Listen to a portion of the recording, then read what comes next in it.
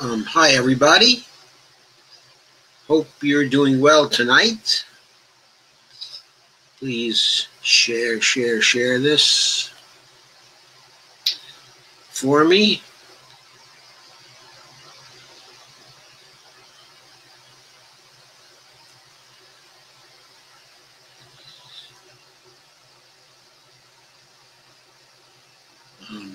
Hi, Joe Segura.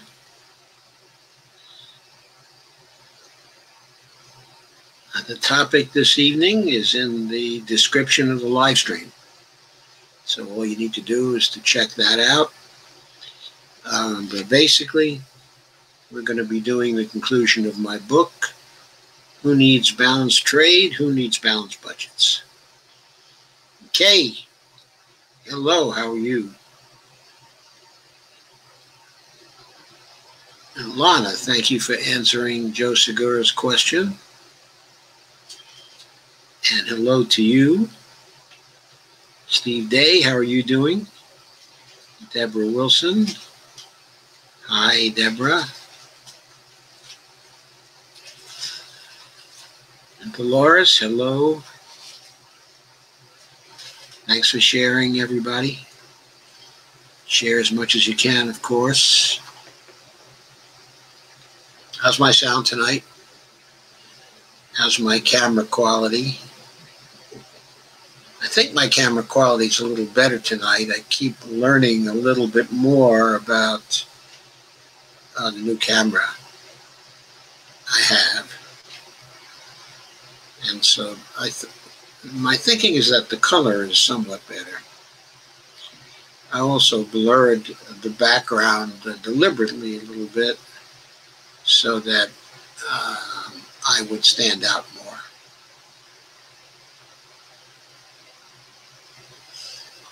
So I think that works a little better. And plus, I think I put a little better angle on the camera. So that's probably good. I see we have a couple more people who are joining us. Thank you, Kay.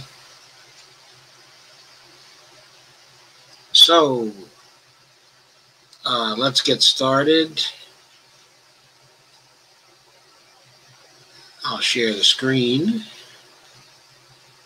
and bring up the Kindle book so you can see it.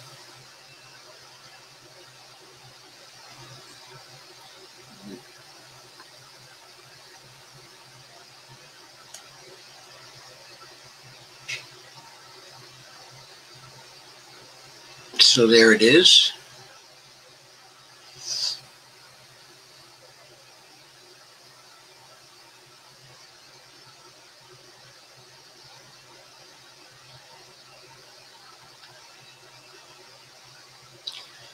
So in my last chapter,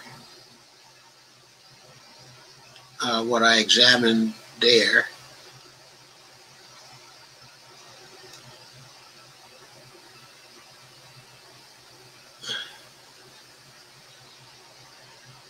in my last 3 chapters, I went into impact assessment for trade policy, balanced budget fiscal policy, and deficit neutrality in the long run fiscal policy. So the first thing I'll cover tonight is budgeting for public purpose fiscal policy. So in previous sections on the public purpose and the sectoral financial balances, I provided the background but needed, please excuse me for a second, to understand this chapter. Conclusions suggested by the previous sections and discussion of alternative fiscal policy positions are simple. Number one, monetary sovereigns like the United States cannot run out of money. So they can spend whatever they have to or want to achieve the public purpose without a fiscal sustainability consideration, except the overriding one that monetary sovereignty must always be maintained. And why is this true? Because monetary sovereigns can create the money that they spend. In fact, they spend money into the private sector and create money in the private sector at the same time in one act. And two, a democratic government's purpose is to fulfill public purpose, or if you like the terms better, the public interest or the general welfare. So fiscal policy in a democratic society ought to be aimed always at accomplishing public purpose. It should be, let me get this back here.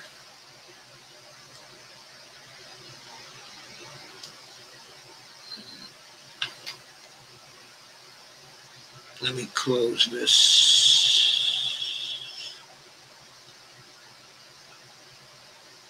There we go.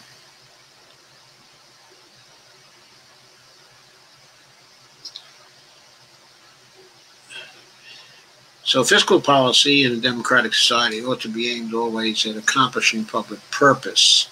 It should be budgeting for public purpose in fiscal policy.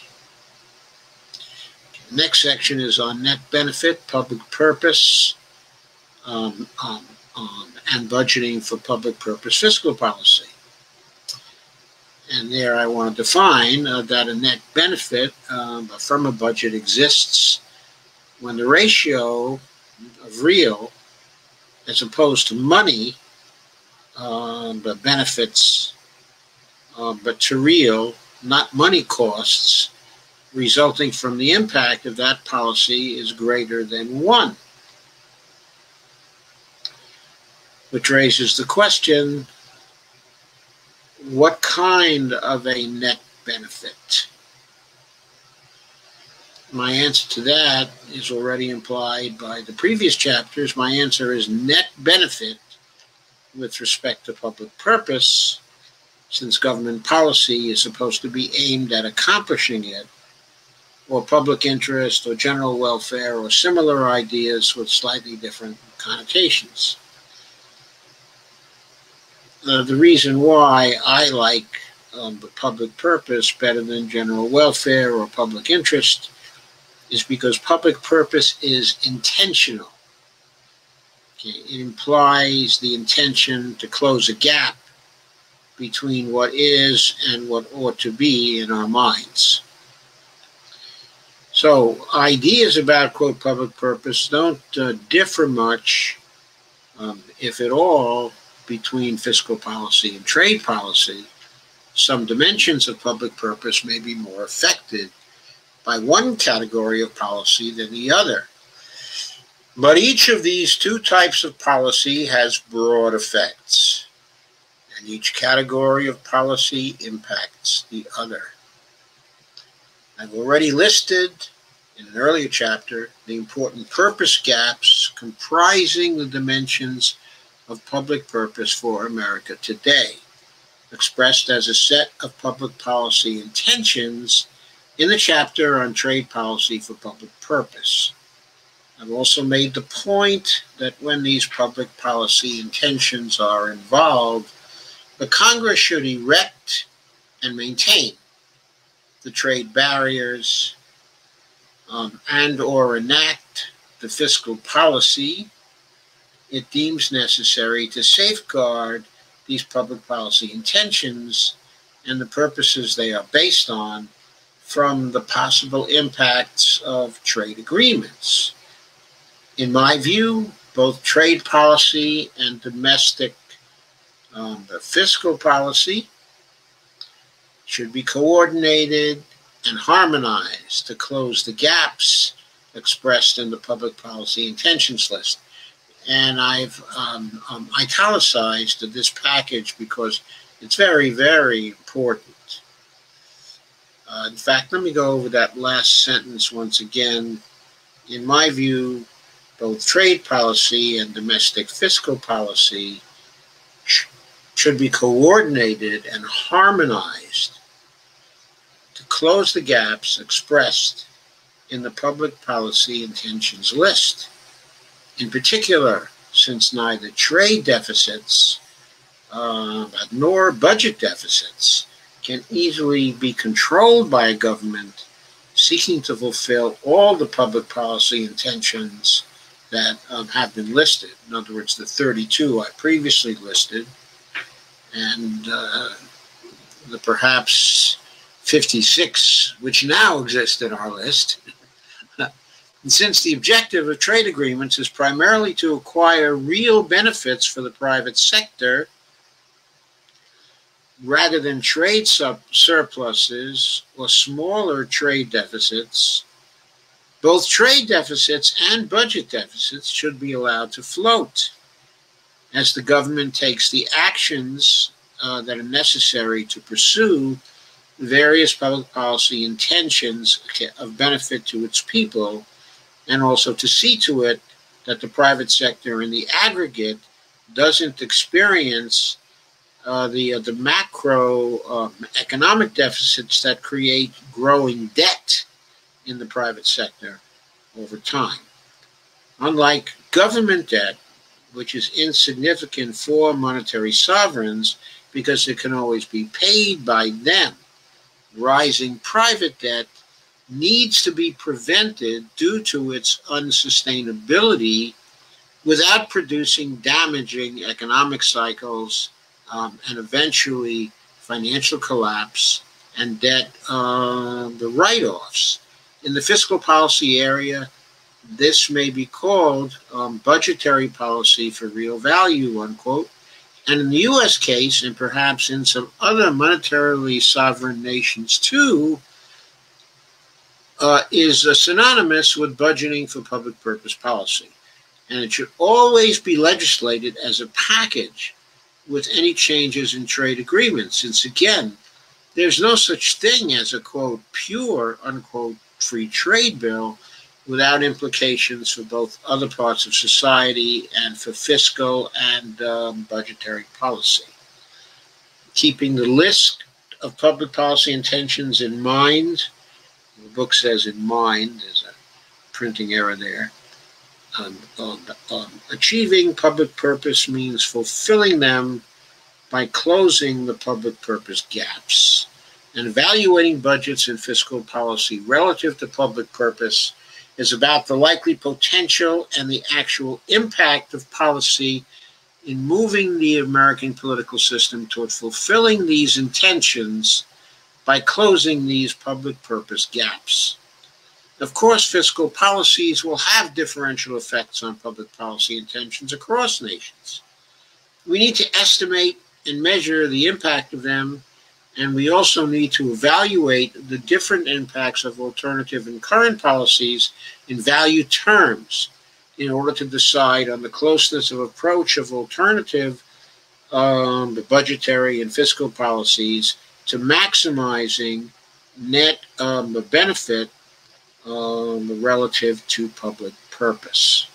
This public purpose approach to budgetary and fiscal policy is far better than just assuming that a balanced budget, a deficit, a reduction, or even a long-term deficit neutral approach to budgetary and fiscal policy is the best alternative, because there is no likelihood that these approaches, which the U.S. has followed for too long, will do anything but bring on the next recession.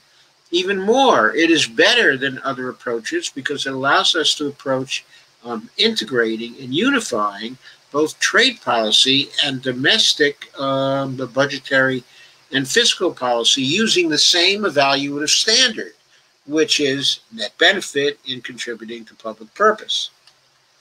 Okay, so if budgeting for public purpose fiscal policy actually worked, what would be the case? In addition, if budgeting for public purpose fiscal policy worked, then assuming a parallel trade for public purpose policy, that would mean much tighter integration of international trade and fiscal policies within nations than we see now.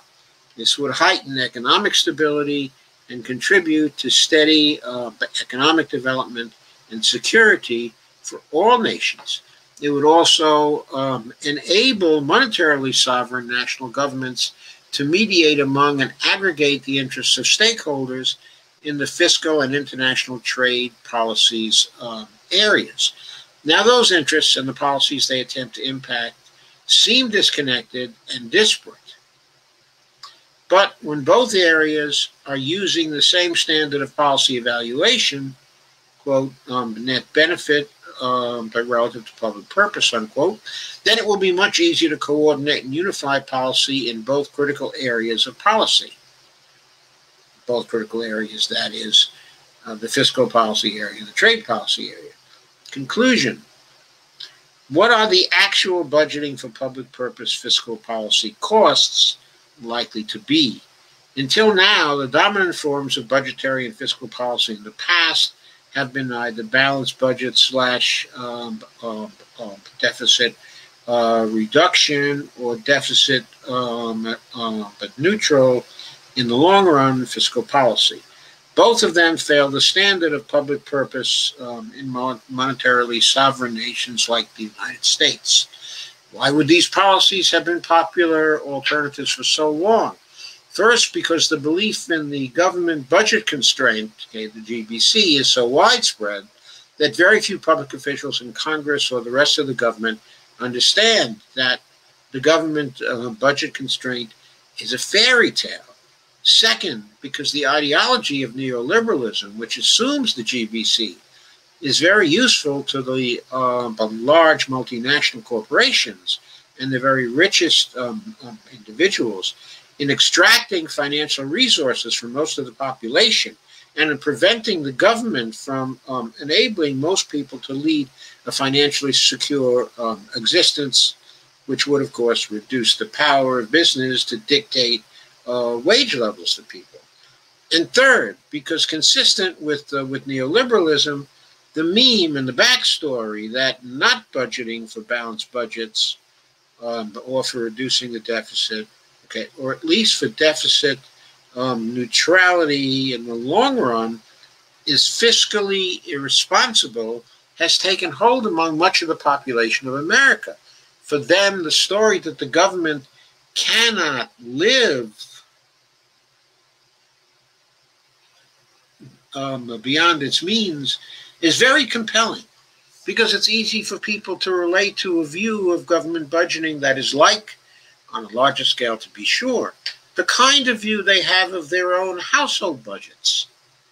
On the other hand, the idea that government doesn't have a budget constraint because it can simply create money is alien to them, even though the government's authority to do that is in the U.S. Constitution in Article 1, Section 8.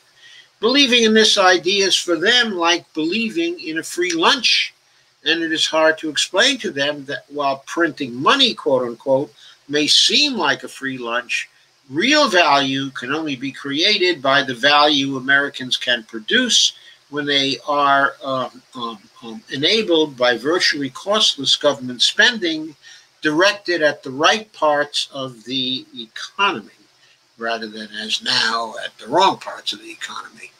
So it matters greatly what government buys with its deficits and its new money and what kind of value is produced in this way. It matters a great deal whether the deficits government is running are aimed at and actually get closer to public purpose rather than being spent on tax cuts for those who can make large campaign donations.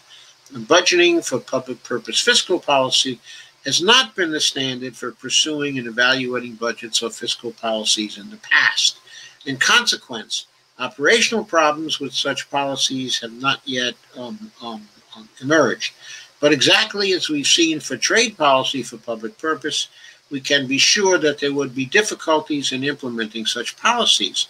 In many nations, special interests would not favor this standard for policy, and in many others, they would define public purpose from the viewpoint of elites rather than from the viewpoint of most of the people. In addition, and again, as with trade for public purpose policy, there will be implementation difficulties but relative to the technical and political aspects of policy evaluation. When one starts using public purpose as a standard, then one is in normative as well as descriptive and analytical territory. Also, there are many dimensions of public purpose in my list, so evaluations based on a public purpose standard will be complex. In contrast, evaluations of policy in terms of balanced budgets or deficit reduction are, in principle, simple. However, unfortunate they may prove to be over time when we use them as a standard for our behavior. Apart from these objections, however, the idea of public purpose is a democratic standard. Okay, and when we do analyses and evaluations based on it,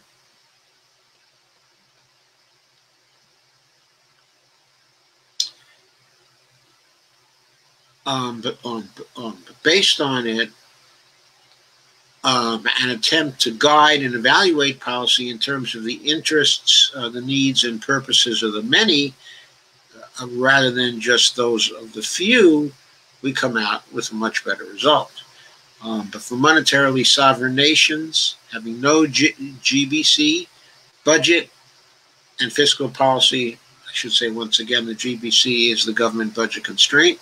Budget and fiscal policy for public purpose provides a new standard of fiscal responsibility, which is greatly needed because budget balancing and deficit reduction for the purpose of, quote, saving, unquote, scarce federal money is now meaningless and silly when there is no issue of fiscal sustainability or solvency for the government to worry about.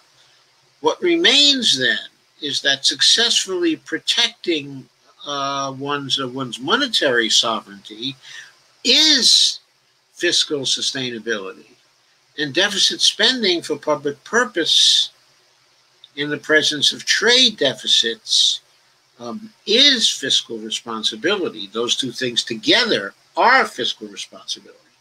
If the policies are directed at producing full employment in the pursuit of valued goods and services, as well as other public purpose intentions, and if the deficit spending is not great enough to cause demand, quote, inflation, quote, public purpose, unquote, and fiscal and budgetary policy ought to be the standard for evaluation in all policy areas, including both areas of concern in this book, which brings us now to the next question. The beginning of implementing a net benefit for public purpose standard for budgetary and fiscal policy is confronting the problem of impact assessment, but relative to public purpose. So, what do we need to do this? We need a holistic approach to trade and fiscal policy. And that's what this chapter is about. Earlier, I've written about the need for an integrated, holistic approach to trade and fiscal policy because they impact each other. So policy agendas in each area need to be coordinated and harmonized for the combination of both to be effective in achieving public purpose. Since trade policy has created widespread discontent, the need has grown for evaluations that go beyond looking at trade barriers and that also evaluate the impacts of continuous departures from balanced trade and the various types of fair trade. The Office of the Special Trade, the Special Trade Representative, the STR, avoids that kind of analysis, however, and in addition, does no evaluations from the perspective of analyzing or measuring the impact of trade on public purpose. Okay, so the next section is on impact assessment, okay, for budgetary and fiscal policy for public purpose. Impact assessment of that kind is fragmentary and unsystematic. Both the Congressional Budget Office, the CBO, and the Office of Management and Budget, the OMB, are currently focused on evaluating the budgetary impacts of current and proposed fiscal activities on the fiscal balance, including deficits or surpluses, debt to GDP ratios, public debt subject to the limit, and projections of these and other numbers, especially over a 10-year time frame. OMB also goes beyond some of the narrowly budgetary issues in its role as an evaluator of executive branch agency performance, impact, and effectiveness, and its monitoring of the implementation of the GPRA Modernization Act, the GIPRAMA of 2010. There are also program evaluation offices and activities in each agency of government devoted to impact analysis in their spheres. These go way beyond the budgetary impacts and financial projections and primarily look at real impacts of programs in their various areas of focus, along with process evaluations and performance measurements. But none of these efforts do the job of reforming a holistic but macro level impact analysis, assessment, and projection of federal budgets relative to their effect on public purpose. The General Accounting Office, the GAO, they sometimes do evaluations of the impact of particular legislation and how well it is being implemented, and they also will evaluate how well particular agency programs are being implemented, but they don't do holistic, macro level evaluations of budgets in terms of their past or projected impacts relative to any conception of public purpose. Okay, to do impact assessment of budgetary and fiscal policy, OMB and congressional staff or agencies would periodically need to model, assess, and evaluate the impact of changes in budgetary and fiscal policies on public purpose. Assuming that public purpose is the standard of evaluation, then as with trade policy, there's no way to avoid incorporating the multidimensional, see the list of 32 dimensions of public purpose policy intentions, the chapter on trade policy for public purpose. There's no way to avoid incorporating those into the assessment of impact across the many nations and policy outcomes, and as well including normative prioritizations, distinguishing the various dimensions for their relative importance in contributing to, quote, net benefits relative to public purpose, unquote. The need to perform such complex evaluations implies a need for large-scale models based on carefully constructed methodologies to perform the needed impact assessments, the prioritizations of dimensions, and the pair comparisons of cases over time.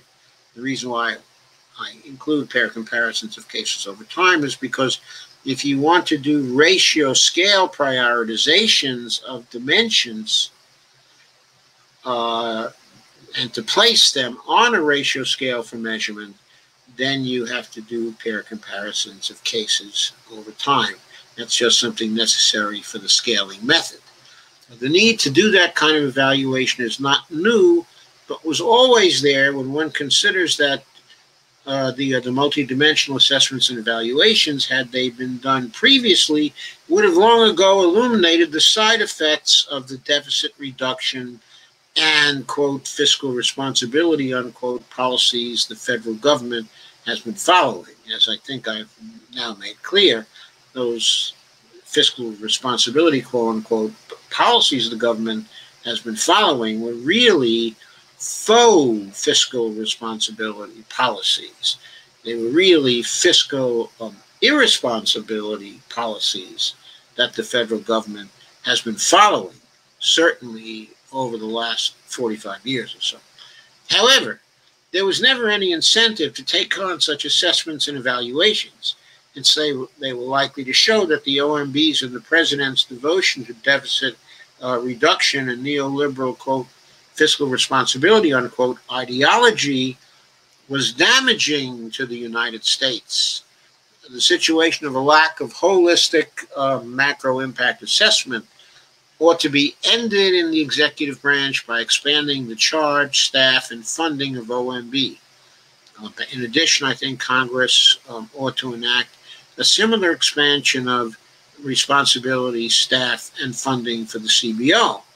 However, CBO should be reorganized to ensure that its staff is free of its current deficit reduction, quote, fiscal responsibility, unquote, orientation, and made fully aware that under the public purpose standard, fiscal responsibility means attempting to achieve, quote, net benefit relative to public purpose, unquote.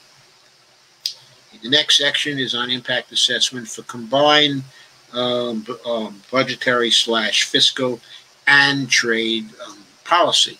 In an earlier chapter on trade impact assessment, I proposed that the STR's staff be expanded to allow them to assess the impact of trade for public purpose. In addition, I proposed that Congress establish the new Office of Trade Impact Assessment, the OTIA, for trade policy within Congress itself, tasked with the job of supporting trade policy creation, assessment, and evaluation, so it is capable of evaluating the trade policy's proposals generated by the STR and the executive branch more generally. Just above, I also propose that Congress extend CBO's mission to assess the real impact, of budgetary and fiscal policy. So here, I will also propose that CBO be charged with the additional responsibility of creating a combined impact assessment of both fiscal and trade policy relative to public purpose.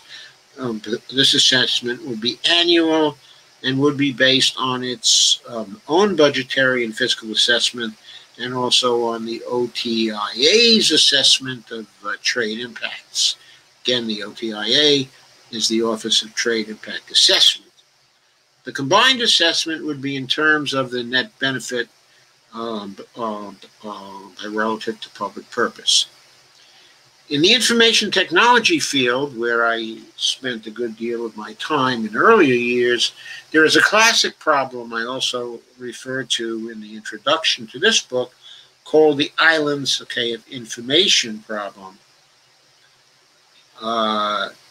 It appears on page 63 in the following pages of the book I've referenced here, that I link to here, in the islands of information, quote, called the islands of information or the stovepipe problem. That problem occurs in enterprises because of specialization, divided responsibility, and also the rivalries of a competitive character. It creates a situation where the enterprise as a whole knows little, but there is a wealth of information and knowledge locked away in its many subdivisions. That is maladaptive because its leaders can't bring to bear the necessary information and knowledge to solve its problems. Of course, variants of that problem beset Congress and the executive branch as well. A notable example in the executive branch is in the intelligence community, where for many years and to some degree today, the, quote, need to know, unquote, actually provides an extreme example of, quote, stovepiping, unquote, preventing effective responses to threats. In Congress, there are, quote, unquote, stovepipes, too. They are created and facilitated by the committee structure in Congress. It creates specialists in every area, and also the monopolization of information and fragmentation of concerns, accompanied by a narrowing of perspectives focused on policies, which tend to view alternatives in terms of their real benefits and real costs only in the area of specialization of the congressman or woman, but not in terms of real benefits and real costs for all the other issue areas in which the congressman doesn't specialize and about which she or he doesn't know very much. Within the federal government, the areas of trade policy and the budgetary policy are very well isolated from one another. Both are often isolated from other areas of great concern. Look at the current debate over the free trade agreements the administration has been trying to conclude. Okay, once again, I go back to 2015 in saying that the book was written. towards the end of 2015. The administration talks about these pending agreements only in terms of their anticipated financial and real economic benefits from trade. Doesn't care to talk about either financial or economic costs in the offing, and it says almost nothing except under prodding about the real costs and benefits that may come out of the agreement in areas other than trade, such as local, state, and national sovereignty, environmental regulation, economic inequality in America, democracy in America, the regulatory effectiveness of the federal government, in terms also of the maintenance of monetary sovereignty of the United States, but future policy restrictions on Congress and possible impact on incidences of crime or medical care or what have you. Why not? Well, it may be partly that the administration doesn't want to talk about these things because it wants to pass these trade agreements so badly. But it also may be partly because the STR and the committees concerned with trade in Congress weren't capable of assessing those financial, economic, and real costs and benefits before the STR was involved in the process of actually negotiating the agreements. Whatever the reason, the perspective one can get about the trade deals is a lot different and a much better guide to legislative action when you evaluate them in the context of the full range of their impacts than when you look at them solely in terms of the likelihood of getting a net benefit from having more balanced trade. But Congress and the executive branch can't look at things in a holistic way as part of its general procedures of planning, assessment, and evaluation because it doesn't address its problems that way. It looks at trade policy in isolation and also at budgetary policy in isolation, in part because balanced trade and balanced budget policies don't appear to need or encourage such evaluation of combined trade and budgetary fiscal policies. I think we badly need to end such narrow looks at policies and their impacts.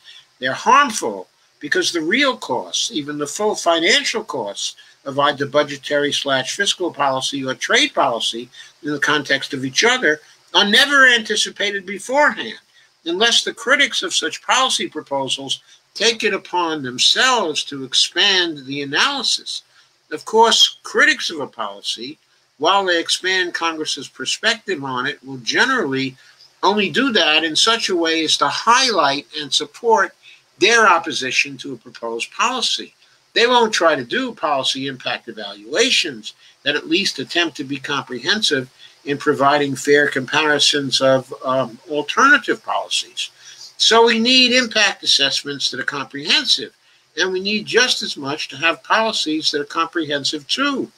Our policies need to cross the traditional policy stovepipes and areas of legislation of federal policy and legislate instead to enhance reality as it is, not as we would wish it to be.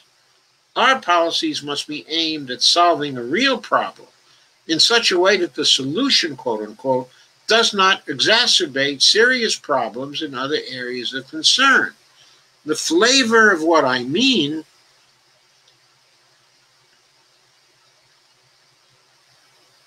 by this will come through clearly in the next chapter, which is about criticizing current pending trade agreements. And this one is entitled, The Current Proposed Trade Deals, a Critique. The three trade agreements currently being negotiated under the Trade Promotion Authority, the TPA legislation, recently passed by the Congress, are potentially enormously important in their possible impacts on the United States. The Trans-Pacific Partnership, or TPP, is being negotiated by 12 Asian Pacific nations. And if agreed to by Congress, could be expanded in membership later on under the president's sole authority. And by the way, that should never even have been considered.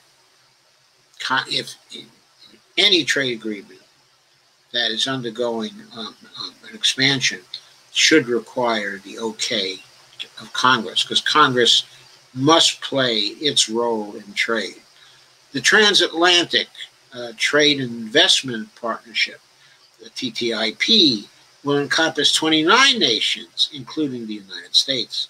And the third agreement, the Trade and Services Agreement, TISA, TISA, perhaps the most dangerous of the three, will likely encompass 52 nations, if it is agreed to by all. So, now, Trump, when he came into office, didn't want to pursue these particular trade agreements. But now that he has the revision to NAFTA out of the way, and some other matters out of the way, he had been supposedly getting ready to go back and reconsider the TPP in some form, the TTIP in some form, the TISA in some form. Of course, Joe Biden has hinted that he still was in favor of these three trade agreements that were being actually negotiated, I believe, with some of his assistants during the Obama administration. Anyway, to continue with the narrative, so the agreements will bind the United States to multilateral trade terms, which much of the world, with some notable exceptions such as Brazil, Russia, India, China, South Africa, Uruguay, and Indonesia. In other words, their scope is unprecedented, and their drafts are not yet public, and of course, still are not yet public. Some not to be declassified for years after the agreements are either signed or defeated, as the case may be. Now, drafts of agreements are often of prime importance in later proceedings because they allow tribunals and advocates on both sides of disputes to understand the intended meaning of text. This need is inconsistent with classification of these texts, because with classification of the texts, Congress cannot see the texts. So Congress cannot see the intended meaning of these agreements. So, what about the apparent cost of the trade agreements? Here is a list of likely costs of the agreements, some financial, others even more significant. The list is based on what is known from leaks of the sections of the agreements by a number of organizations, including WikiLeaks, the Associated Whistleblowing Press, and Filtrala. Okay. So those three organizations were instrumental in developing leaks so that I could give you this analysis of costs. First, one, the agreements make it easier to offshore more jobs now performed in the United States. Two, the agreements will generate increasing downward pressure on wages in America. Actually, in many other countries, too. In other words, it's great for the corporations all over, not so great for the workers.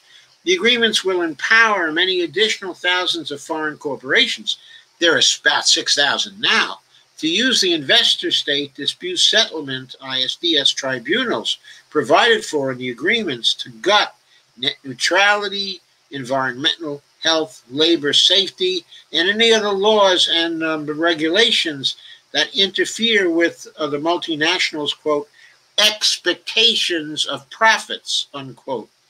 The TPP alone will empower another 25,000 such corporations by itself. The TPP and TTIP agreements give Big Pharma new monopoly patent rights for a much longer period of time than they have now, and that will lead to higher drug costs in all the member nations. 5, but the agreements provide for rolling back financial regulations put in place after the crash of 2008, creating conditions enabling a new financial crash and preventing any of the member governments, including the United States if we signed up, from re-regulating after any such crash.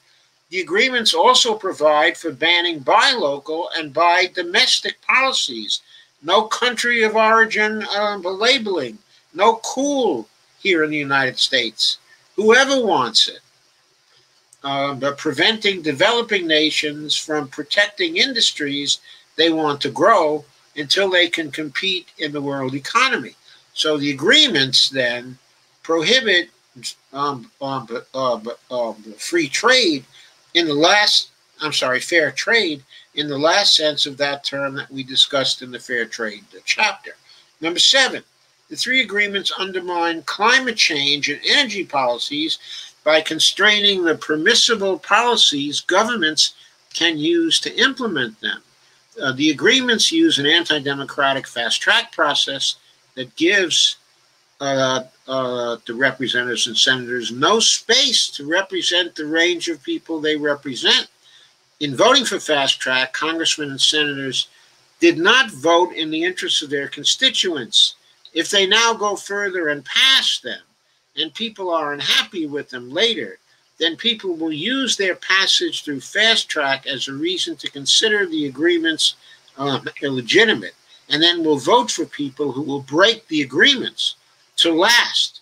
These agreements need real buy-in, not the manufactured consent. Number 9, the agreements can potentially prevent the Treasury from replacing the practice of issuing Treasury debt to fund deficit spending with alternative funding methods, which would lock the United States into one method of funding deficit spending. This will constrain budgetary and fiscal policy, especially if legislators continues to use the debt limit to force harmful deficit reduction and surplus-based fiscal policies whenever they get the chance, and then tell people they're doing it to bring the debt under control. Right now, Treasury funds deficit spending overwhelmingly by issuing debt subject to the limit. However, it has a range of other options, and I linked to my book on fixing the debt here. I believe it's that book, which deals with the other options, which gives, if I recall correctly, a range of 7 options for accomplishing this. Useful in overcoming debt ceiling crises created by an uncooperative House of Congress, or for the purpose of ceasing to issue debt at all in funding budget deficits. The agreements could infringe on the authority of Treasury to use these methods, because they could, depending on the rulings of the ISDS tribunals, potentially prevent the Treasury from replacing the practice of issuing Treasury debt with other funding methods, since they could claim those alternative methods may impact multinational profits. Why would they impact the multinational profits? Because the multinationals wouldn't be able to buy Treasury debt and get interest, maybe. That might impact their profits, right? In combination with a debt ceiling crisis, such rulings could prevent the Treasury from spending mandated congressional appropriations, forcing a constitutional crisis in which the president might have to invoke the 14th Amendment and rely on the Supreme Court to rule the debt limit legislation unconstitutional. This is just one way in which the agreements could infringe on the sovereignty of the federal government. Number 10, the agreements potentially prevent the Federal Reserve from using negative interest rate policies, if it chooses to do so, to refrain from burdening the economy in a deflationary period. This could be highly damaging in situations where the economy needs a stimulus. Number 11, I thought I just went by number 11. Nope, I went by number 10. So this is number 11. In truth, the agreements, the TPP and TTIP at least, potentially force the U.S. to bail out insolvent banks through ISDS settlements, provided these banks have foreign stockholders.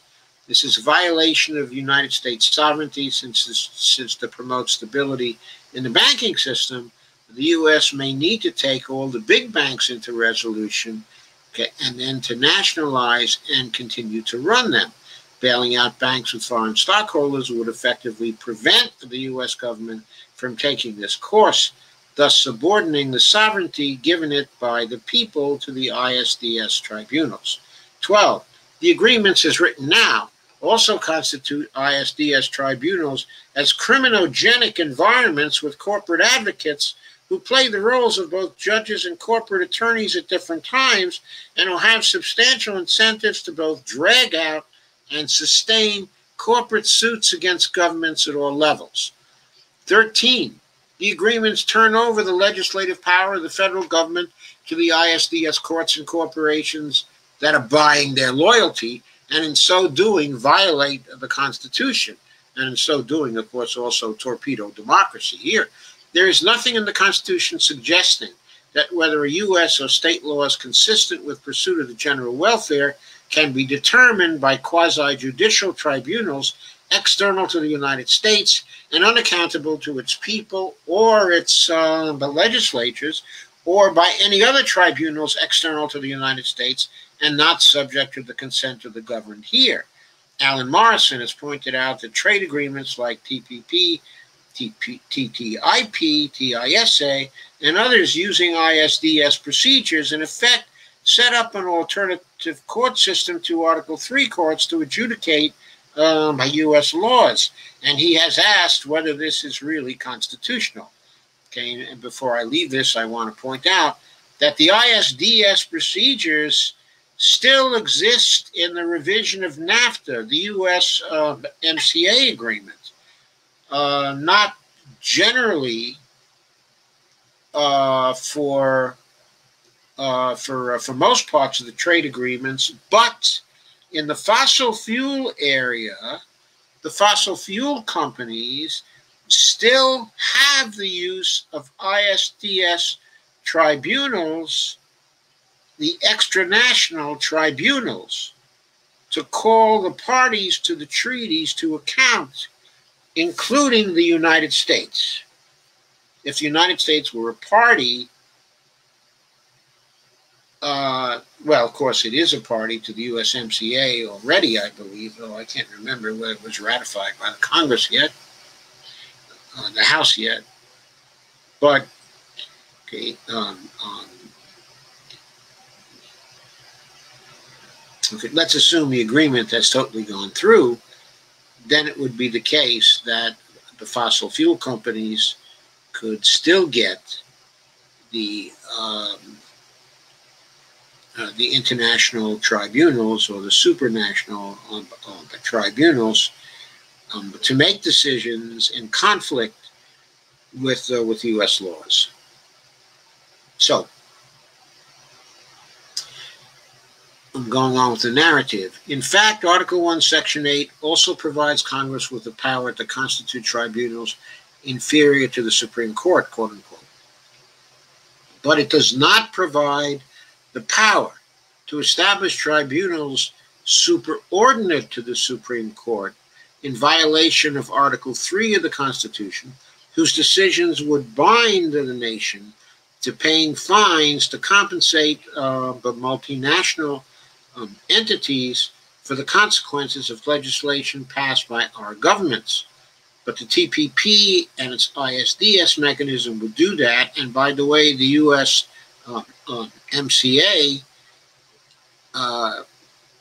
okay, and its ISDS mechanism, however narrow in its scope, okay, at this point, would still bind us to paying fines to compensate the multinational fossil fuel companies for the consequences of legislation passed by our governments. So this, quote, free trade, unquote, treaty violates both the Constitution of the United States and also its national sovereignty. And by the way, I believe that the USMCA is subject to this also because it has the ISDS mechanism in it. However narrowly constrained, okay, at this point, I believe it violates both the Constitution of the United States and our national sovereignty. 14, the agreements also paralyze action by future Congresses that might reduce corporate, quote, expectations of profits, unquote. Yet another violation of sovereignty and democracy.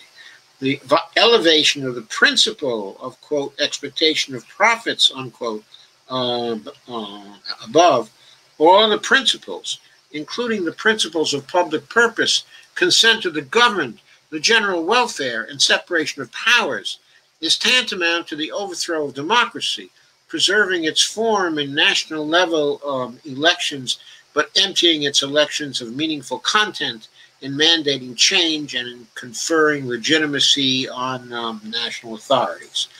I said previously that the rule of the agreements, even if passed over the mushrooming opposition of all segments of American society except the uncritical the globalists, will never be viewed as fully legitimate in the United States, and will also always be viewed as tyranny for as long as we live under it. The problem will become increasingly severe the larger, more frequent, and more outrageous ISDS awards defending the, quote, expectations of profits, unquote, of multinationals become. That makes those who want to pass these agreements guilty of conspiracy to create tyrannical rule of the international few over the people of the United States and other nations that are parties to the agreements. Eventually, I believe that a vote for any one of the agreements will be viewed as a vote to betray the Constitution and a violation of the oath of office of any who vote in that way. How can there be any other outcome when an action taken in office destroys national sovereignty, state sovereignty, separation of powers, and democracy with a single vote? The agreements will create a permanent political fight over repealing them, while the real U.S. economy declines year after year. 16. The agreements will create an unconstrained and unconstitutional trade agreement fusing judicial and legislative authority, whose overnight judicial undoing by the Supreme Court would create international instability.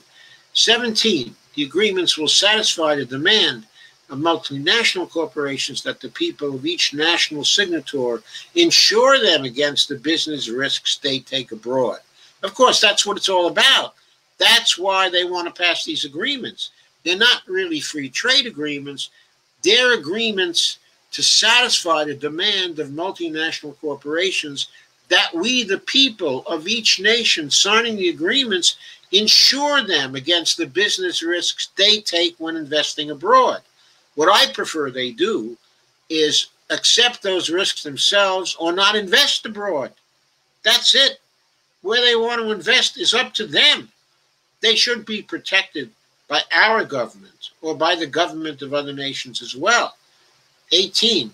The nations, by negotiating the agreements, insist, 1, on classification of the drafts, hiding them from the public and making it an impossible burden for congressmen or legislators of other nations to evaluate them, and then also 2, on keeping the agreement draft secret for years after the agreements are ratified, so that the people of each nation can't even know what their own but negotiators tried to get into and out of them after the fact.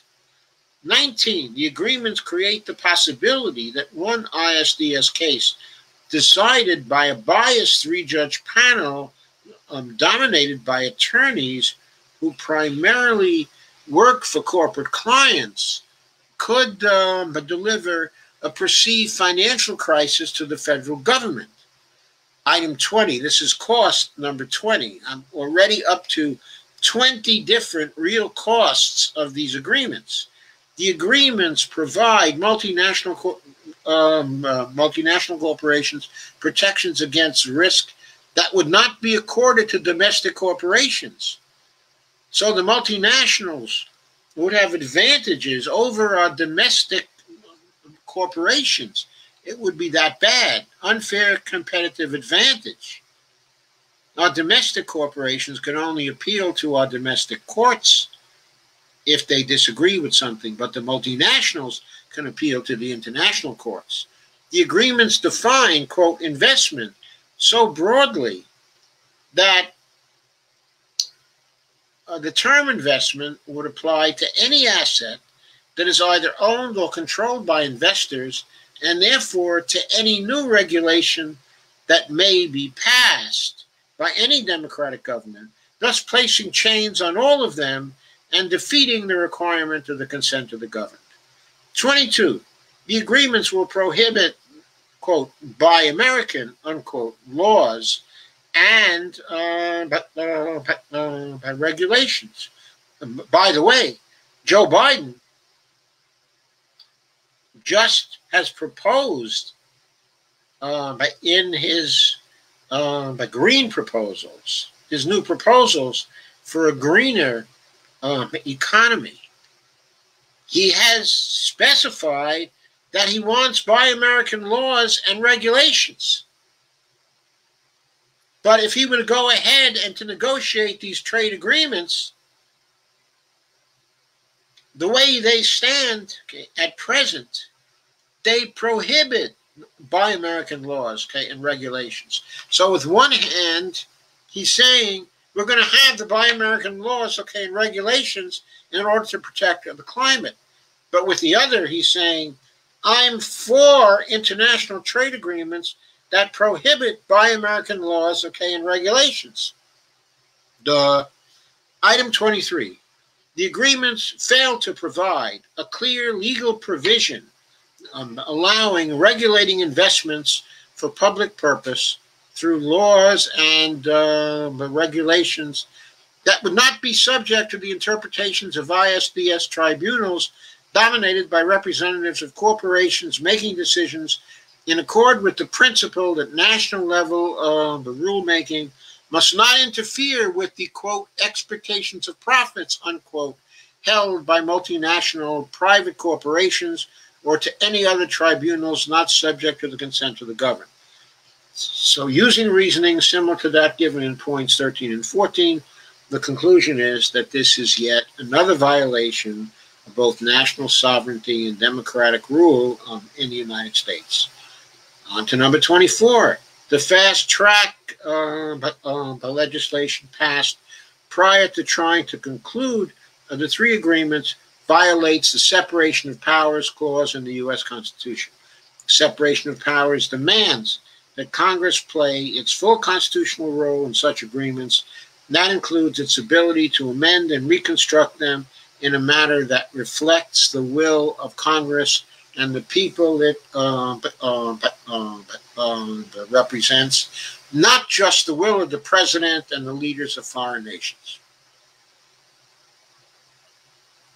That means there must be consideration by Congress of a number of alternatives to the proposed agreement, and not just the consideration of acceptance or rejection of the president's formulation. So to restore traditional constitutional governance in the area of actually negotiating congressional executive agreements, breached most notably in the case of NAFTA and so-called free trade agreements since then, fast-track agreements must be rejected by Congress from future deference and consideration through establishing new congressional rules prohibiting any representatives from introducing fast-track proposals. 25. The agreements will also destroy U.S. federalism. The 10th Amendment of the U.S. Constitution says, the powers not delegated to the United States by the Constitution nor prohibited by it to the states are reserved to the states respectively or to the people. How can the federal government delegate a power it does not have under the Constitution to the ISDS tribunals by signing the three agreements that are being negotiated or any others with similar ISDS provisions? Treaties are the law of the land, and they trump previously passed laws. But first, according to the Constitution, a congressional executive agreement is not a treaty. Indeed, it is not even mentioned in the Constitution, but is a later invention of mere law. And second, even if it were, it would not trump the Constitution, which is the supreme law of the land. So federalism, as expressed in the 10th Amendment, means that the states of the Union have a limited sphere of state sovereignty that cannot be breached by either the federal government or by treaties or international agreements concluded by it. And that sphere of state sovereignty is precisely in the area of providing for the general welfare of the citizens of a state. If a state in the U.S. decides, for example, that the federal minimum wage isn't high enough for the general welfare of its citizens, it is free, right now, to pass a minimum wage at any level exceeding the federal minimum that it thinks is desirable. Multinational corporations can have nothing to say about this in any private tribunal outside of the United States and not subject to its laws. But under the new agreements that could be negotiated, such corporations could sue the federal government for lost profits and collect damages based on legislation passed by the states. This gives the states power to impose unanticipated costs on the federal government. Through policies, they have authority to legislate under the Constitution, which result in financial awards made by private supernatural tribunals for which the federal government would be financially responsible. Can the federal government allow that sort of arrangement to continue, or would it feel compelled to pass the legislation trying to supersede state and local laws, which in turn would drive it into continuous conflict with states over whether or not it was appropriating governmental power reserved for them under the Constitution? Anyone for exacerbating federal-state conflicts over the limits of federal authority under the Constitution in order to remove the political risks from the cares of the multinational corporations? If enacted, the three agreements would very likely lead to violations of federal and state sovereignty and therefore the Constitution of the United States in a way that the federal government does not now do. It is clearly an unconstitutional treaty, or these are clearly unconstitutional treaties, on these grounds alone, which the United States government, therefore, has no right to conclude. 26. The three agreements give great causal impetus towards the development of fascism in nations that join the agreements, if they do not withdraw from them in time to avoid that fate. The following considerations explain why that is likely. Consider a characterization of fascism, including the following characteristics. Nationalism, which is emotional commitment to one's nation, and its leader as a single, unified, organic entity superior to all others and deserving of absolute loyalty. Totalitarianism, including continuous top-down mobilization of the population, accompanied by intense, constant surveillance, continuous propagandizing by mass media, hewing to a party line defined by the state, its leader, and a single party intertwined with it, and denial of zones of privacy, but planned a collaborative state-controlled economy in which a productive, disciplined people of all classes work together against the parasitic elements in society to achieve the economic goals set by the state, including autarky, respect for the capitalist profit motive, and for the primary role of the productive, privately owned corporations and businesses in a command economy, support for social welfare programs, serving social integration with a national organic unity, opposition to egalitarianism, direct often violent actions supported by an ideology of social Darwinism directed against opponents of the state, both external and internal. The militarization of the police, external militarism, emphasis on youth and its role in direct action, strong commitment to traditional male/female roles, and to, quote, non-deviant, unquote, heterosexual behavior, accompanied by a strong opposition to, quote, homosexual and other behavior, okay, it deems to be deviant. A commitment to purging of decadent behavior and forms, okay, of modernism, regenerating the, quote, regenerating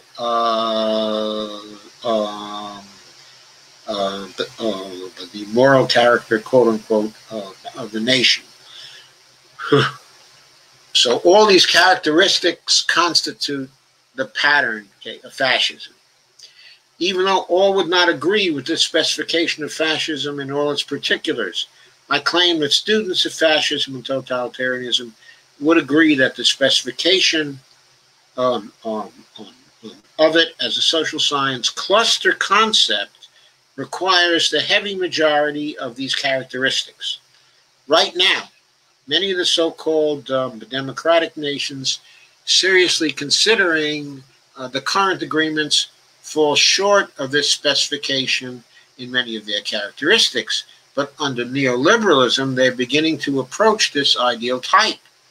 Assuming that ISDS tribunals and the three agreements work as intended, what then will the governments of nation states be exposed to? The answer is long-term habituation to their constant regulation by the decisions and potential decisions of these tribunals. That habituation will result in national decisions that take great care to implement as small an impact on the profits of multinationals as possible. This result will be especially acute for those nations, such as the nations of the Eurozone, whose ability to create net financial assets is limited by their status as currency users rather than currency issuers. So the nations of the Eurozone will be particularly hard hit, as will other nations who have large deficits in currencies other than their own.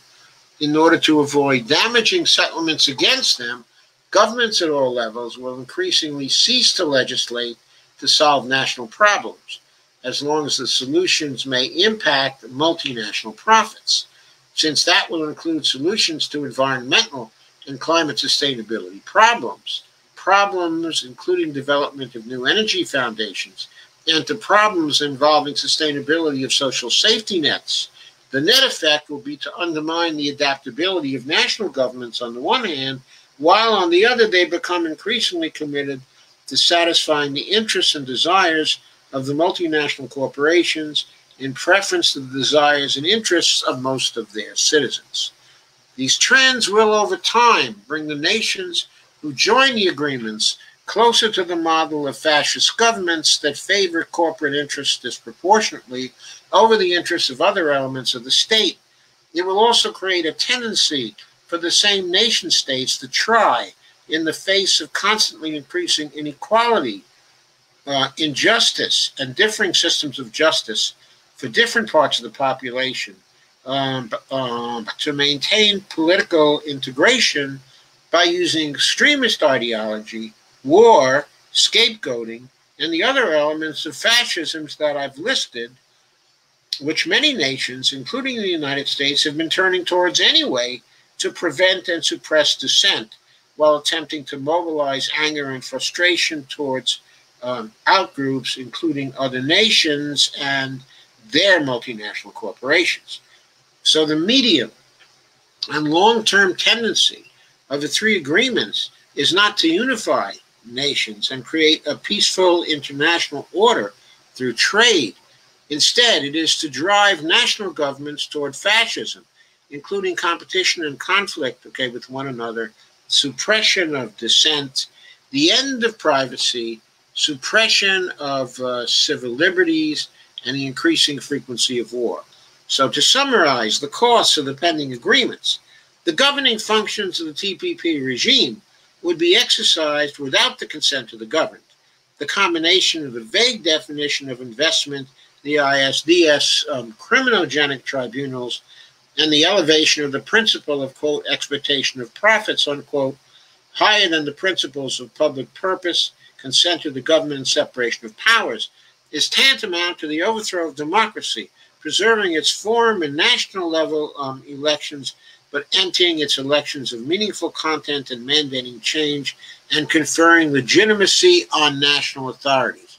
And further, the ISDS tribunals, if in operation, would not exercise just powers, but only illegitimate power derived from the agreements themselves, which were negotiated in secret, passed without the benefit of the normal full open debate occurring in Congress, based on the still secret text of agreement drafts, and with all but the final version sent to Congress for passage, intended to remain secret for years after the agreements are signed. That makes decision-making, according to the dictates of the agreements, performed without the consent of the governed, tyranny, and makes those who want to pass them guilty of conspiracy to create tyrannical rule of the few over the people of the United States and other nations signing these agreements. In addition, as if all this were not enough, the signers of these agreements, by accepting ISDS tribunal supremacy over national sovereignty and democracy, would undermine the legitimacy of governments claiming to be democratic and democracy itself.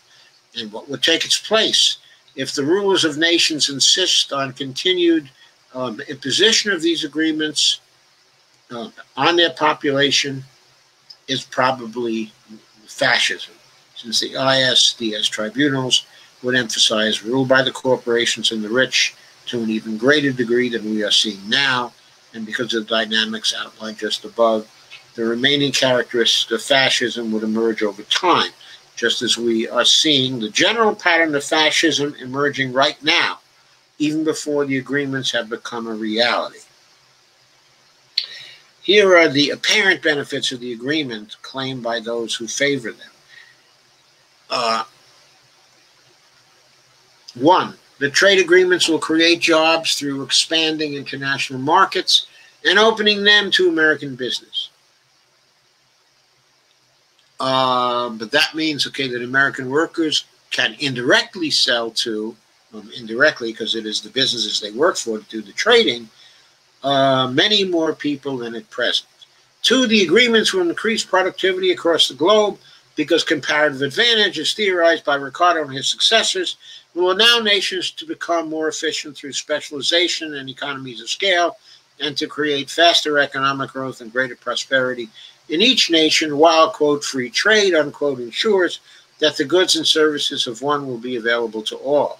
3, the agreements are historic, quote, unquote, in their scale across the nations. 4, the agreements will provide protections for workers and for American jobs. This seems to refer to provisions in the agreements attempting to create international standards for fair treatment of workers, incorporating an element of fair trade into this free trade agreements.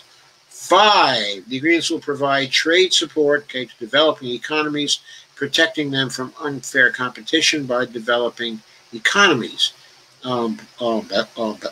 This is another element of fair trade claimed to be a part of the agreements, but it's also an element that we haven't seen yet. 6, yet another element of fair trade claimed for the agreements is new international standards of environmental protections that all the nations that are party to the agreements would approve. But of course, we haven't been able to see the text of the agreements, so we can't evaluate whether the fair trade stuff actually exists in there. 7, the agreements will create expanded trade for America, evidently considered a benefit in itself. 8, the agreements will create economic growth in America that the U.S. cannot produce solely by trying to grow internally, because we need exports to achieve sustainable growth. 9, these agreements will create more sales of products and services to middle-class foreign workers that are produced and performed by middle-class American workers. 10, the agreements will ensure, that the U.S. doesn't become economically isolated. Number 11, the TPP will enhance our security by forging a closer relationship with Malaysia, which commands the Straits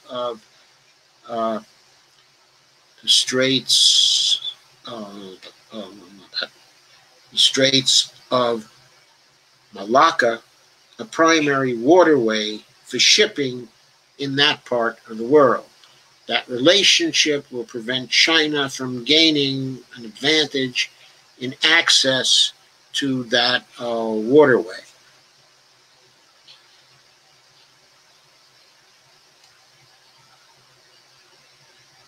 And number 12, the agreements will allow the U.S. to have a continuing primary role in allowing us to set the rules for international trade according to U.S. rather than Chinese values, an achievement of great importance for the U.S. in the 21st century. So commenting on the supposed benefits, I have to say that I'm extremely skeptical about whether most of these claimed benefits are really benefits or would occur if the agreements are negotiated on anything like their presently terms. I've recorded my skepticism and the reasons for it in great detail in my recent ebook, Declarations of Dependence, so I'm not going to repeat them there, but you can. The ebook is also a Kindle ebook, and you can buy that as well, at Amazon. That's a specific critique of the TPP. But in brief, I find the justifications of the benefits that are claimed to be very superficial, mainly rhetorical, and embarrassingly unconvincing, as you'll see if you read my book. However, for the sake of argument, I want to grant all of the claim benefits without further discussion here, and then ask, quote, what difference do these benefits make in relation to a holistic assessment of net benefits with respect to public purpose, unquote. We now move to the conclusion. My answer is that the claim benefits make no difference to a holistic assessment of net benefits. Take a look at the apparent costs of the agreements again. Then compare them to the claim benefits, even assuming that all these benefits would be realized. Now, who among us would trade the claim benefits for the apparent costs? Who would trade our national sovereignty for the claimed marginal increases in trade? Who would trade the violations of our Constitution for a better position in commanding the Straits of Malacca? Who would trade our democracy for the privilege of having a dominant role in setting the rules of international trade? Who would trade the ability of local, state, and national governments to legislate for the general welfare for the privilege of having ISDS tribunals outside of our court system review our own laws for acceptability to the corporations who will run those ISDS tribunals? In short, this is not even a close case. These trade deals are an example of blind ideological stupidity, which, if pursued with the provisions they appear to include today, will damage the United States and its people grievously. And in just a few years, they will force us to fight a critical battle to take our sovereignty back from the global elites by withdrawing from the agreements after bitter fights in this country. Let us avoid this trouble, and let us avoid the angst and regret these agreements and their legacy will cause. Let us defeat these trade agreements before this, quote, dung of the devil, unquote, has birthed. There's an appendix to that chapter called Cracks in the Neoliberal Dike of the Treaty Negotiations. As I was writing this in 2015, during the last few days, there have been two major developments affecting the trade agreements. First, the nation of Uruguay has dropped out of the TISA negotiations when its legislature voted to end its participation. as Telesur TV reports, the ruling progressivist Broad Front overwhelmingly decided to withdraw Uruguay from the negotiations on the supranational trade deal, trade and services agreement, in a vote on Saturday. With a 117 to 139 vote, the decision was backed by the movement of popular participation of former President Jose Pepe Mujica, the Communist Party, the 7-Eleven list, Vice President Raul Sendic, the Party for the Victory of the People, the PVP, the Great House, Casa Grande, the Federal League, and the Socialist Party of current President Tabar Vazquez. The Socialist Party stated that it was necessary to, quote, politically value the timely moment to end the presence in the negotiations depending on the criteria approved by the last Congress of the Broad Front, which won the elections last October. A few other political factions preferred to remain in the negotiations, including Assembly Uruguay, Minister of Economy and Finances, Danilo Astori, and the Progressivist Alliance, of Minister of Foreign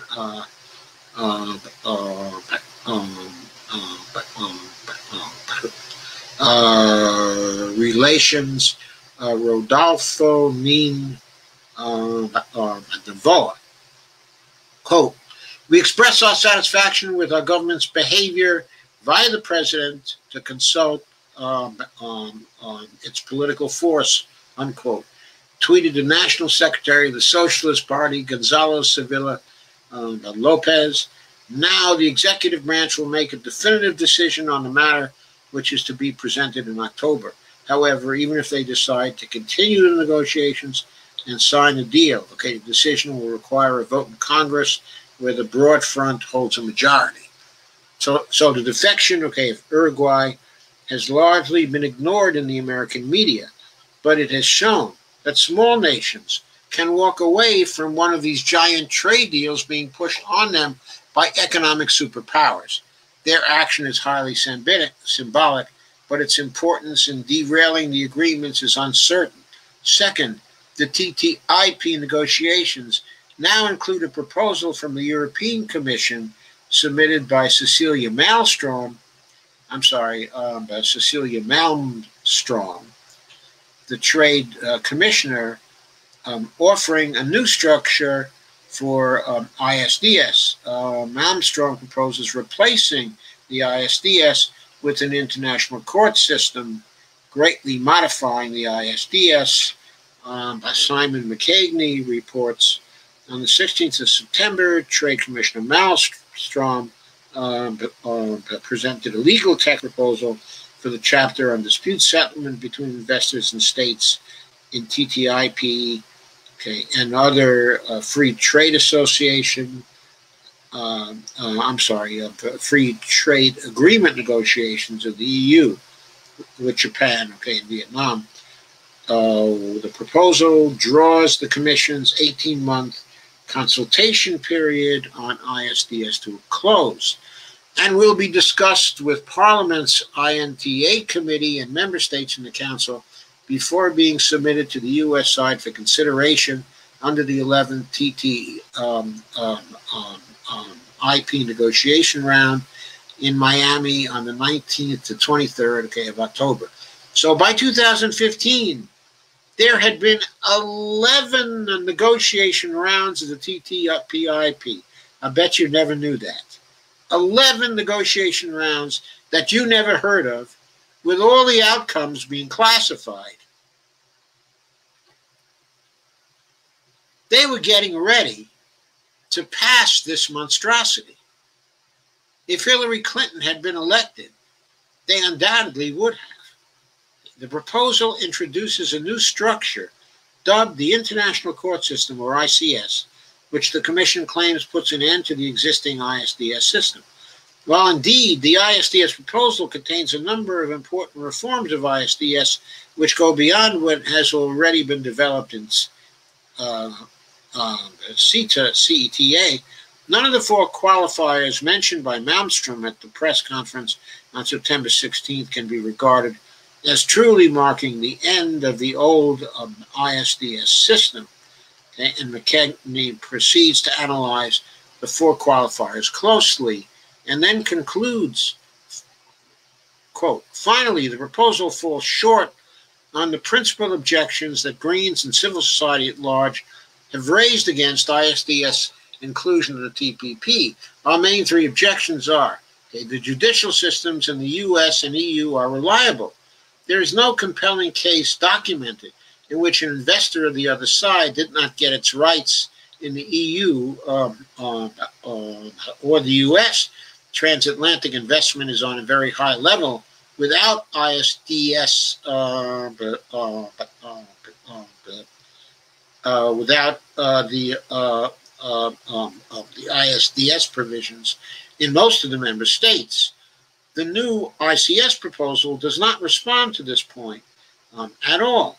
Any particular right for foreign investors to seek justice in front of an international body is a discrimination against the domestic investors which do not have this opportunity. The new ICS proposal does not change the situation at all.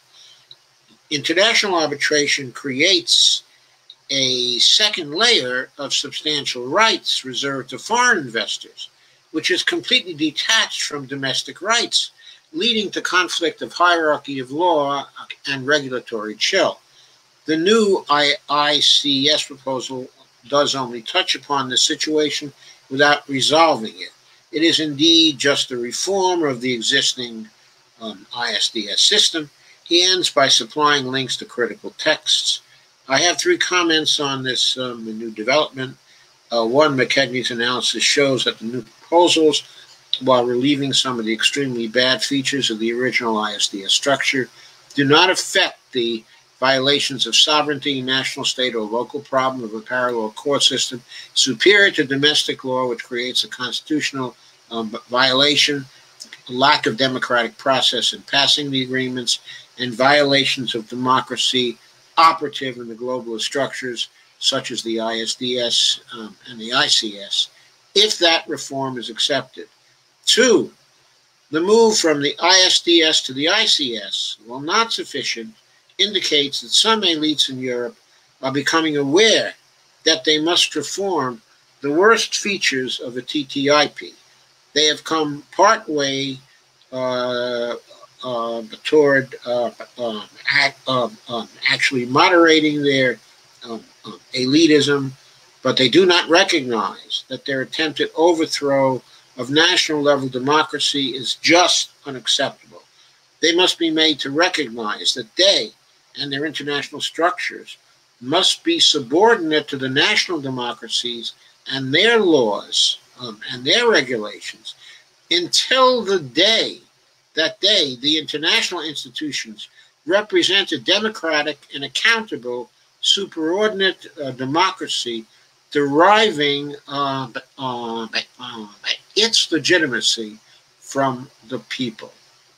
Three, finally, the movement of the Europeans to modify the ISDS in this way actually presents an opening for nations who are negotiating the TPP and TISA to modify their own versions of the ISDS and affect the real benefit, real cost evaluation of these agreements. After all, if the TTIP can work with an ICS, then why can't the TPP and the TISA? The EU development should at least allow parties to the TPP negotiation to raise that question with the US, the main proponent of the current ISDS structure, which so favors the neoliberal, arrogant, and anti-democratic free market fundamentalism. So now we come to the conclusion, which, even though it's late, I am going to try to complete here tonight. The conclusion is appropriately titled, going back to the beginning, Who Needs Balanced Trade? Who Needs Balanced Budgets? In previous chapters, I have tried to show that neither trade policy aimed at balanced trade nor fiscal policy aimed at balanced budgets is advantageous for the United States and for other monetarily sovereign nations. In the process, I've evaluated the following types of policy: free trade, balanced trade, the three varieties of fair trade, including producing commodities for foreign trade in a sustainable way, conforming to international standards on safeguarding the environment, but protecting workers, ending currency manipulation, disempowering corporate-dominated tribunals from overturning laws passed by democratically elected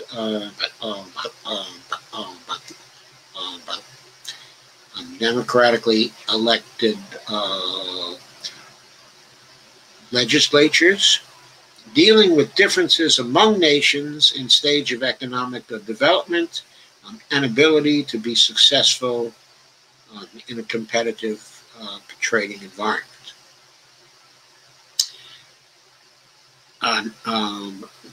Next, trade for public purpose policy, deficit reduction with the goal of a balanced budget, deficit neutrality in the long run, and fiscal policy for public purpose.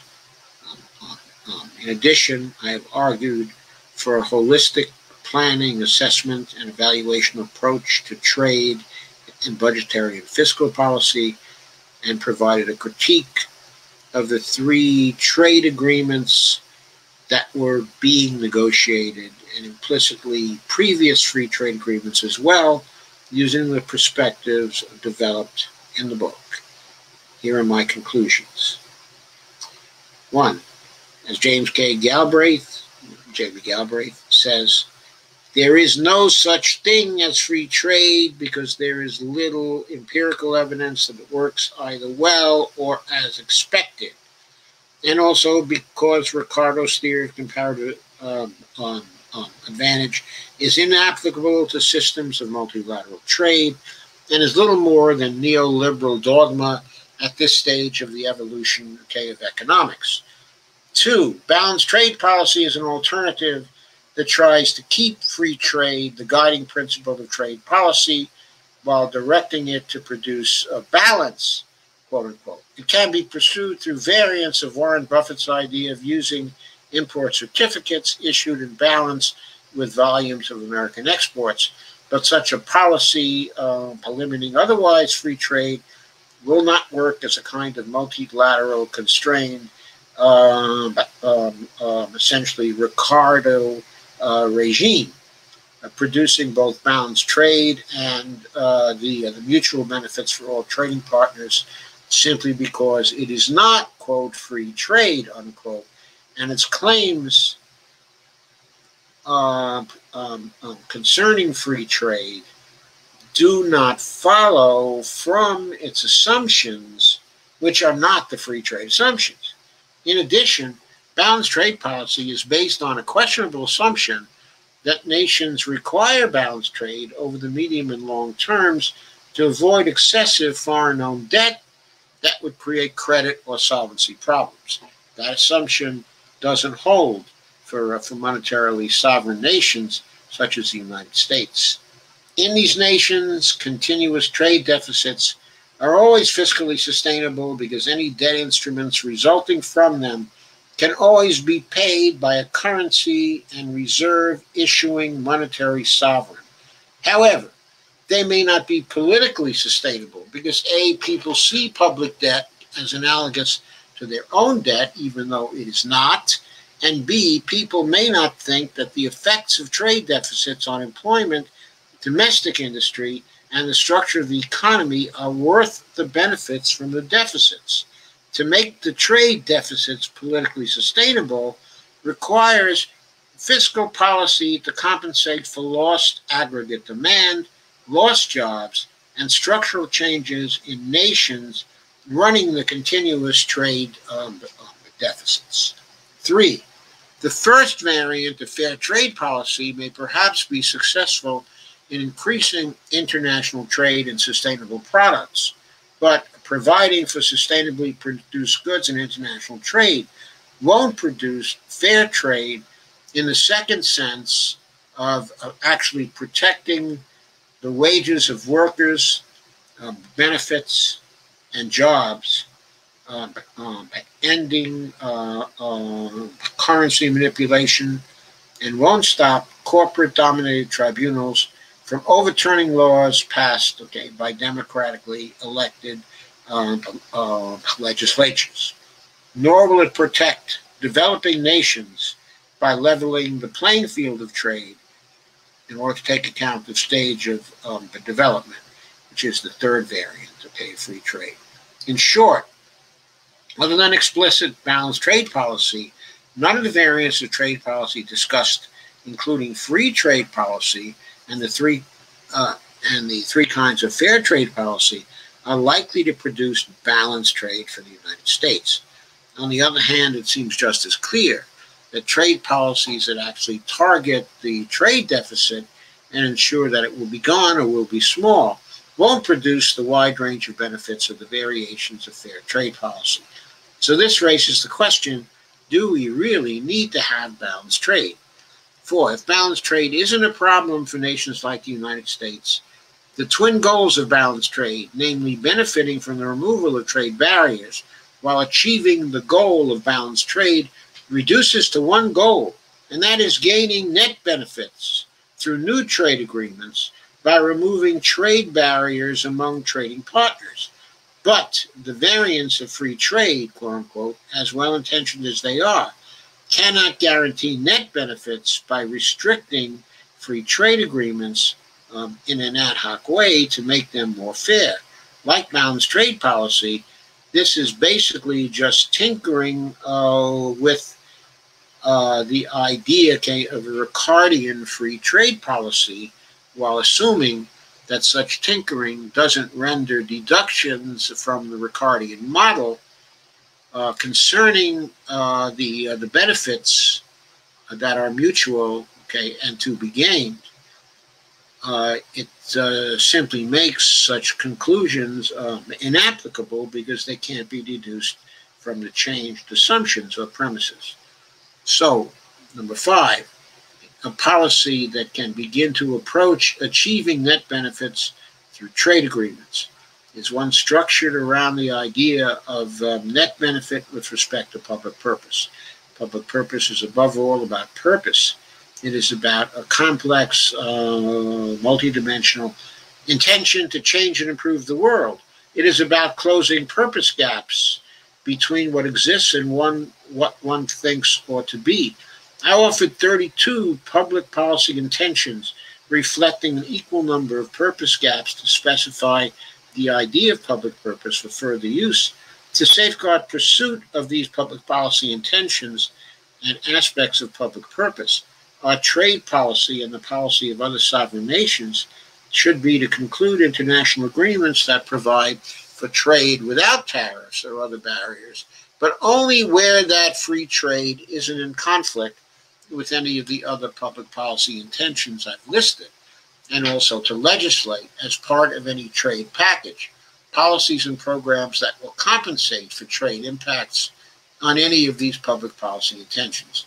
This is very different from the orientation that trade is in itself good. Indeed, it says that trade policies must always be weighed against public purpose. And this is a different constraint from balanced trade and certainly far removed from free trade, which is a residual in this conception.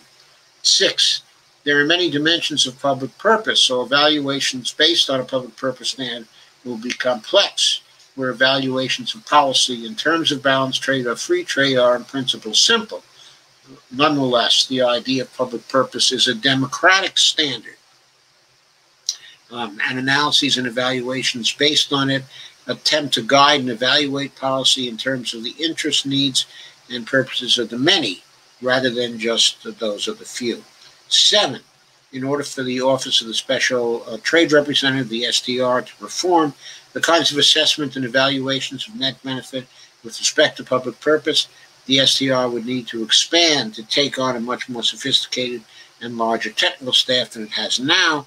In addition, that staff would need to develop a capability for evaluations of policy impact exceeding that of the CBO, because it would have to concern itself with a broad range of social, economic, environmental, and climate sustainability and cultural indicators in order to do its job. Also, for Congress to understand what the expanded SDR staff was doing, it would have to create a much broader analytical capability itself than it has today. And I propose that Congress ought to establish a new Office of Trade Impact, Trade Impact Assessment for trade policy within Congress itself, tasked with the job of supporting trade policy creation, assessment, and evaluation, so it is capable of evaluating the trade policy proposals generated by the STR and the executive branch. Congress needs an OTIA to strengthen its hand in negotiating trade agreements and in assessing and evaluating them, so it can play its proper role in contributing to those agreements. 8, in the last 35 years, the congressional role in trade policy has been growing smaller and smaller. I think in the last 45 years, but okay.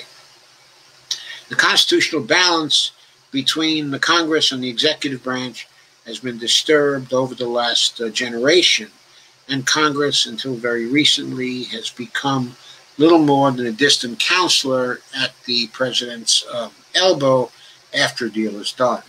But contrary to its constitutionally prescribed the role, it has had only a very, very small role in actually negotiating trade agreements. That should end.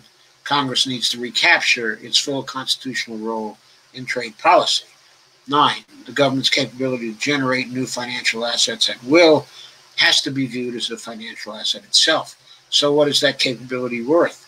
Obviously, it has an infinite domestic financial value because it can be used to pay for whatever is for sale in the United States that the federal government has to or wants to pay for. But if an entity already has an infinite capacity to create financial assets, then how can it add to its already infinite net financial assets by adding a payment to those net financial assets? The answer, in my view, is that it can't, except in a very Pickwickian and misleading sense. 10, the important thing about a U.S. government budget surplus isn't that it adds to the government stock of financial assets, which it doesn't actually do. It is that it destroys net dollar-denominated assets in either one or both of the other sectors within a particular time period, since it reduces their net financial assets through taxation, tariffs, or export transactions. So when the government runs a surplus and the foreign sector runs a surplus too, then it is a consequence of the sector financial balances model that the private sector must run a deficit in the aggregate. Also, since the economic power in the private sector has for decades resided with large private corporations, it is likely that the private sector deficits and increased private debt will be felt disproportionately by those at the bottom of the economic hierarchy. That's us, folks. 11, that's most people, and even most corporations. 11, fiscal policy should always consider a broader context than the fiscal balance. Okay, for monetary sovereigns like the United States, that larger context must, at a minimum, be based on assumptions about the trade balance the private sector needs or wants, and the savings balance it needs or wants, and also on the still broader context of the public purpose of the nation in reaching certain societal purposes specified in views about the dimensions of public purpose of the kind that were offered in the chapter on trade policy for public purpose. 12, Keynesians share with the balanced budget Austerians the idea that the impact of a budget on deficits and the national debt is an evaluation criterion for a budget that is prior to any others. While they generally favor types of government spending and deficit spending that are much more progressive than the Austerians, the fact that they place deficit debt considerations on a similar pedestal to the one used by the budget balancers is important, because when a policy measure is proposed, almost the first question that will be asked is, quote, how are we going to pay for it? And then, quote, what will we have to give up to get it, unquote.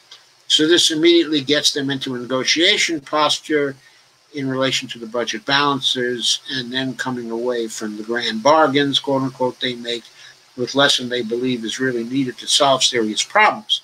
In fact, their attitude toward budgeting has a bit of a moral tinge to it, implying for some that we can commit the sin of deficit spending because that sin is justified by the good outcome of economic recovery we can expect from it, but also that engaging in such excess, then we must expiate our sin by immediately reining in our profligate spending, which is in principle a bad thing, in order to avoid the punishment of demand pull inflation, which is sure to follow if we don't morally tighten the government spending belt and try to make do on our own with much less government sector help, if any, to work with.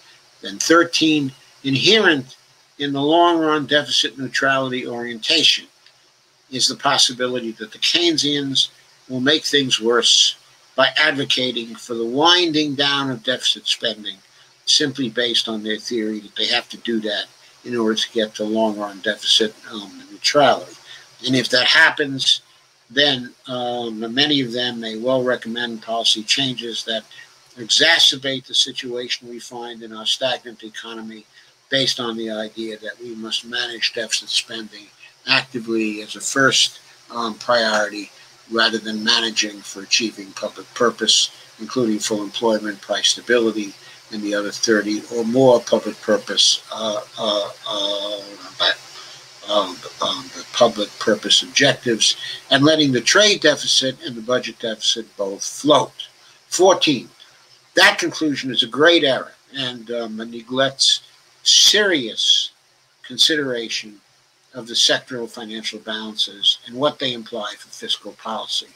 Critical examination of their point of view invalidates its notion of fiscal policy for deficit neutrality in the long run, because it implies that continuous government deficits ought to be run as long as foreign sector surpluses continue and private sector savings desires exist. And that conclusion is in direct opposition to the Keynesian policy of fiscal policy for deficit neutrality in the long run. 15, a net benefit from a budget exists when the ratio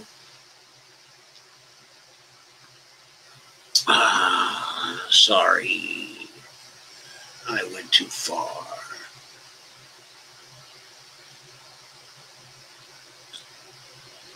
I went too far. 15, a net benefit from a budget exists when the ratio of real, not the money benefits to real, not money costs, resulting from the impact of that policy is greater than 1. What kind of net benefit? My answer is net benefit with respect to public purpose, since government policy is supposed to be aimed at accomplishing public purpose or public interest or general welfare or similar ideas with slightly different connotations. Ideas about public purpose don't differ much at all between fiscal policy and trade policy. Some dimensions of public purpose may be more affected by one category of policy than the other, but each of these two types of policy has broad effects, and each category of policy impacts the other. Conclusion 16. Relative to the list of 32 public policy intentions, achieving public purpose means fulfilling them by closing the public purpose gaps and evaluating budgets and fiscal policy relative to public purpose is about the likely potential and actual impact of policy in moving the American political system towards fulfilling these intentions by closing these gaps. Sorry, I just wanted to make sure my numbering was right. Of course, fiscal policies will have differential effects on public policy intentions across nations. We need to estimate and measure the impact of them. And we also need to evaluate the different impacts of alternative and current policies in value terms in order to decide on the closeness of approach of alternative, the budgetary and fiscal policies to maximizing net benefit relative to public purpose. 17. This public purpose approach to budgetary and fiscal policy is far better than just assuming that a balanced budget deficit reduction or even long-term deficit neutral approach to budgetary and fiscal policy is the best alternative, because there is no likelihood that these approaches, which the U.S. has followed for so long, will do anything but bring on the next recession. It is also better than other approaches because it allows us to integrate and unify both trade policy and domestic budgetary and fiscal policy using the same evaluative standard, which is net benefit and contributing to public purpose. 18. Protecting the nation's monetary sovereignty and using its fiscal sustainability for a monetary sovereign, while deficit spending for public purpose in the presence of trade deficits is also fiscal responsibility if the policies are directed at producing full employment in the pursuit of valued goods and services, as well as other public purpose intentions, and if the deficit spending is not great enough to cause demand pull inflation. 19. Public purpose in fiscal and budgetary policy ought to be the standard for evaluation of all policy areas, including both trade policy and fiscal policy. Both trade policy and domestic fiscal policy should be coordinated, harmonized, and integrated to close the gaps expressed in the public policy intentions list. In particular, since neither trade deficits nor budget deficits can easily be controlled by a government seeking to fulfill all the public policy intentions listed, and since the objective of trade agreements is primarily to acquire real benefits for the private sector rather than trade surpluses or smaller trade deficits, both trade deficits and budget deficits should be allowed to float as the government takes the actions necessary to pursue the various public policy intentions and benefit to its people, and also to see to it that the private sector in the aggregate doesn't experience the macro economic deficits, creating growing debt in the private sector over time. Unlike government debt, which is insignificant for monetary sovereigns because it can always be paid by them, rising private debt needs to be prevented due to its unsustainability without producing damaging economic cycles and eventually financial collapse and debt write-offs. In the fiscal policy area, this may be called the budgetary policy for real value. And in the U.S. case, and perhaps in some other nations too, is synonymous with budgeting for public purpose fiscal policy. And it should always be legislated as a package with any changes in trade agreements, since again, there is no such thing as a, quote, pure, unquote, free trade bill without implications for both other parts of society and for fiscal and budgetary policy. 20. The trade policy has created widespread discontent.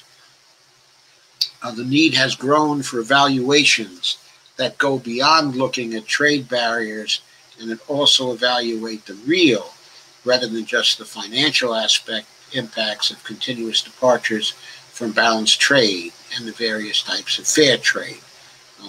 Assessment of real impacts of budgetary and fiscal policy is particularly fragmentary and unsystematic. None of the current assessment efforts in the federal government do the job of performing a holistic, macro-level impact analysis, assessment, and projection of federal budgets relative to their effect on public purpose. And the General Accounting Office may sometimes do evaluations of the impact of a particular legislation and how well it is being implemented. They will also evaluate how well particular agency programs are being performed. But they don't do holistic macro-level evaluations of budgets in terms of the past or projected impacts relative to any conception of public purpose. I propose that the situation of a lack of holistic macro impact assessment be ended in the executive branch by expanding the charge, staff, and funding okay, of OMB. In addition, I think Congress should enact a similar expansion of responsibility, staff, and funding for the CBO. However, CBO should also be organized to ensure that its staff is free of its deficit reduction, fiscal responsibility, quote-unquote, orientation, and made fully aware that under the public purpose standard, fiscal responsibility means attempting to achieve net benefit, but relative to public purpose, unquote, in real terms, not balanced budgets or progress towards that state. 21, CBO should also be newly charged with the additional responsibility of creating a combined impact assessment of both fiscal and trade policy relative to public purpose. The assessment would be annual and would be based on its own budgetary and fiscal assessment and also on the OTIA's assessment of trade impacts. The combined assessment would be in terms of net benefit relative to public purpose. 22, within the federal government, the areas of trade policy and budgetary and fiscal policy are very well isolated from one another, and both are often isolated from other areas of great concern.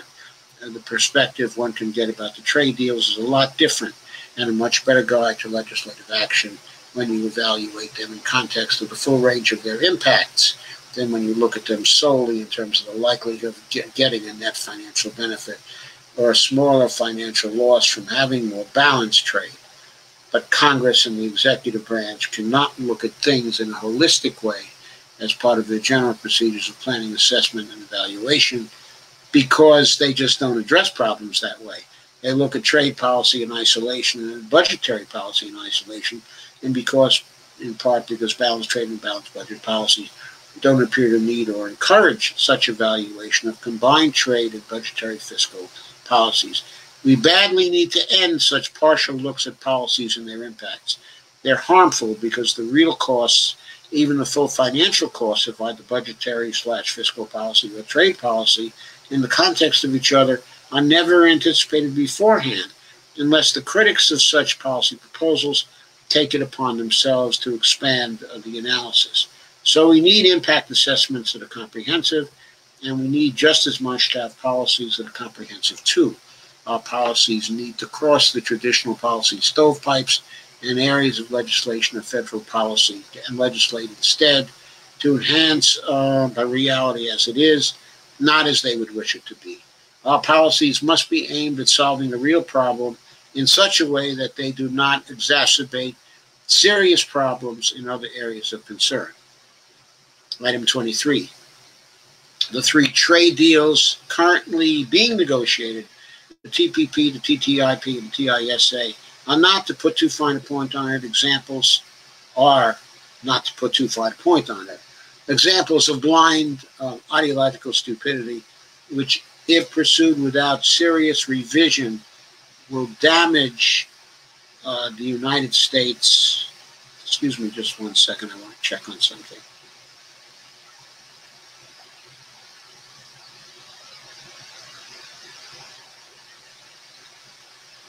My speakers slipped off where they should have been. I'm not sure why, but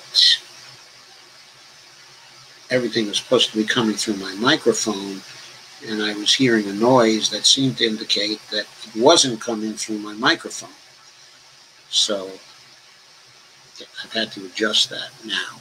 I think I have. I normally hear the noise.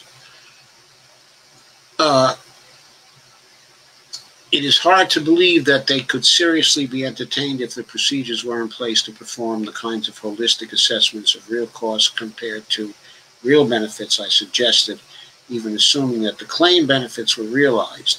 A very problematic assumption, indeed.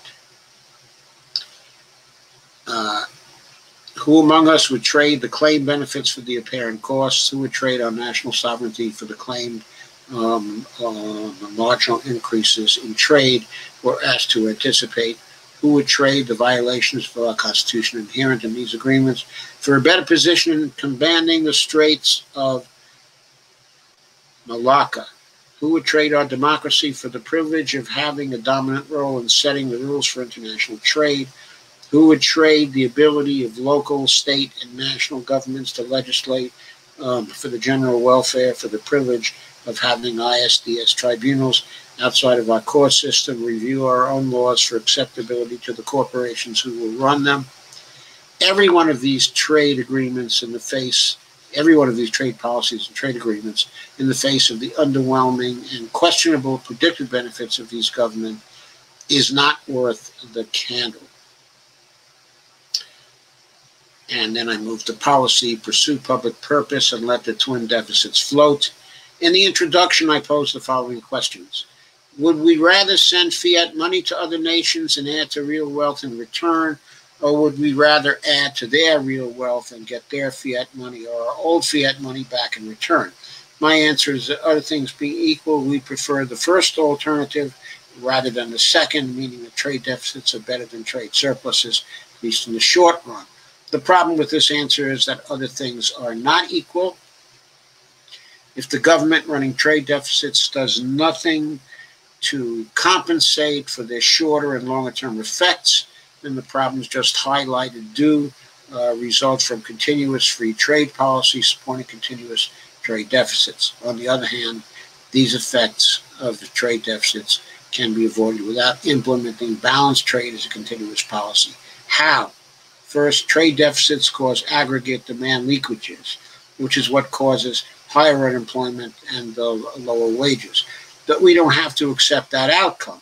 We can implement a job guarantee program along with other government spending, such as state revenue sharing, infrastructure spending, enhanced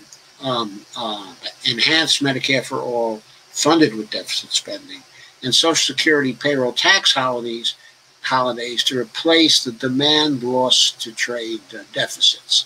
Of course, the U.S. would have to pass those measures. But what's better from a progressive point of view?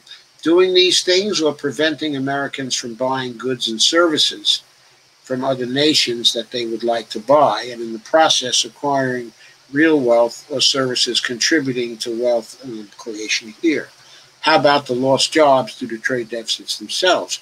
If they were good jobs, would the new jobs that are produced by government deficit spending and Social Security payroll tax cuts be good jobs too?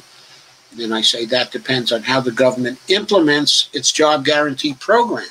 If the JG pays a living wage and provides enhanced Medicare with no copays and no deductibles and good fringe benefits to those who are in the JG, then private sector wage earners will have to be offered better compensation than the JG offers to prospective employees, and the wage and JG floor will be raised radically over current levels, raising wages and benefits all along the line when the job guarantee is implemented. From the standpoint of adequacy of pay, there will be many more good jobs then than there are today. The quality of jobs will also improve if the JG is implemented to allow local nonprofits to find jobs that will produce socially valuable outcomes for people. The role of the federal government would be the funder of the JG program, but local nonprofits, communities, and the job guarantee participants themselves would define the jobs in the program, exerting pressure on the private sector to increase the quality of the jobs offered in that sector. One way to look at the situation is that trade deficits and the demand leakage they create also provide an opportunity for the government to employ people on social entrepreneurial projects producing public good and commons improvements of significant value, filling needs that cannot or will not be filled by the profit-motivated sector of the market. The purpose of the JG jobs is to provide a transition job for displaced former employees of dying industries.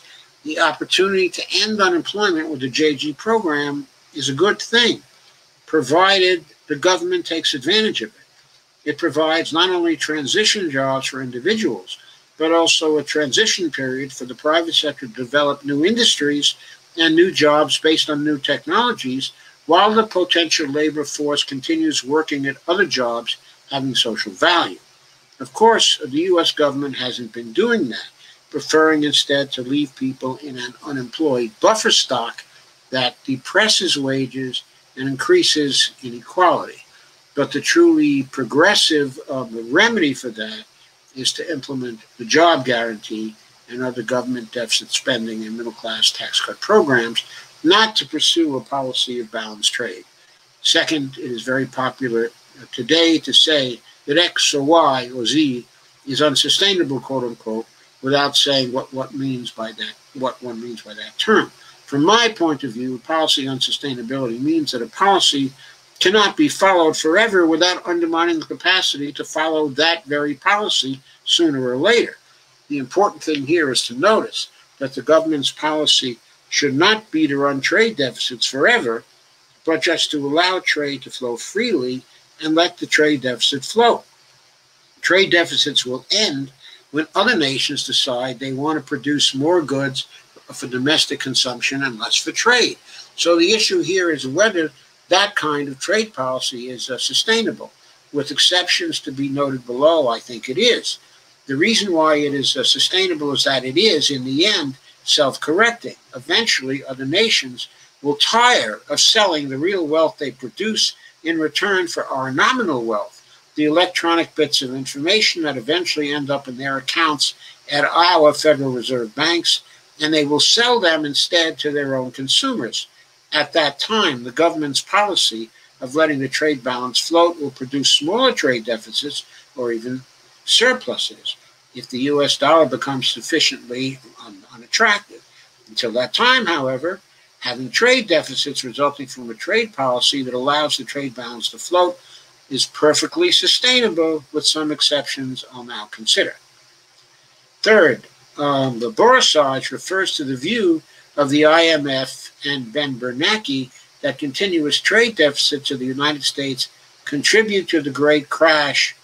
The chain of causation, according to Bernanke, is that the accumulation of U.S. dollar credits by Asian nations led to their investing in U.S. and mortgage-based securities, causing a bubble in mortgage-backed securities, which then, in the crash of 2008, spread the U.S. financial crisis around the world, contributing a potent feedback loop to that crash. The general idea is that continuing trade deficits would, over time, concentrate the dollar assets of foreign nations in risky securities vulnerable to financial downward spirals. This mechanism may or may not be a factor whose importance is great enough to render running continuous trade deficits unsustainable, but if it is, then the remedy is easy. Pass the legislation banning speculation in financial instruments that carry any systemic risk by entities with large dollar holdings. End of story, and of this possible factor in promoting trade deficit unsustainability. Fourth, the remaining problem with letting trade deficits happen and allowing the trade balance to float is that there may be industries or areas of endeavor that are vital to the defense of the United States and or its further economic development.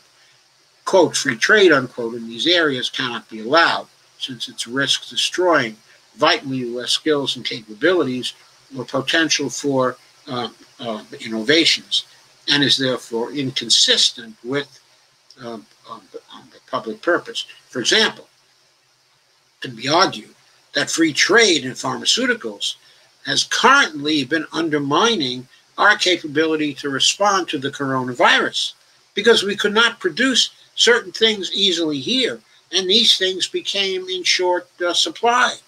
And when the pandemic hit, we couldn't get what we needed through international trade. We needed domestic sources of those products. We needed them to be protected. And we need certain things that are not available to us now. Also, let me get to, again, it seems to me I'm hearing that sound, which means that for some reason my setting has slipped again. I'm sorry.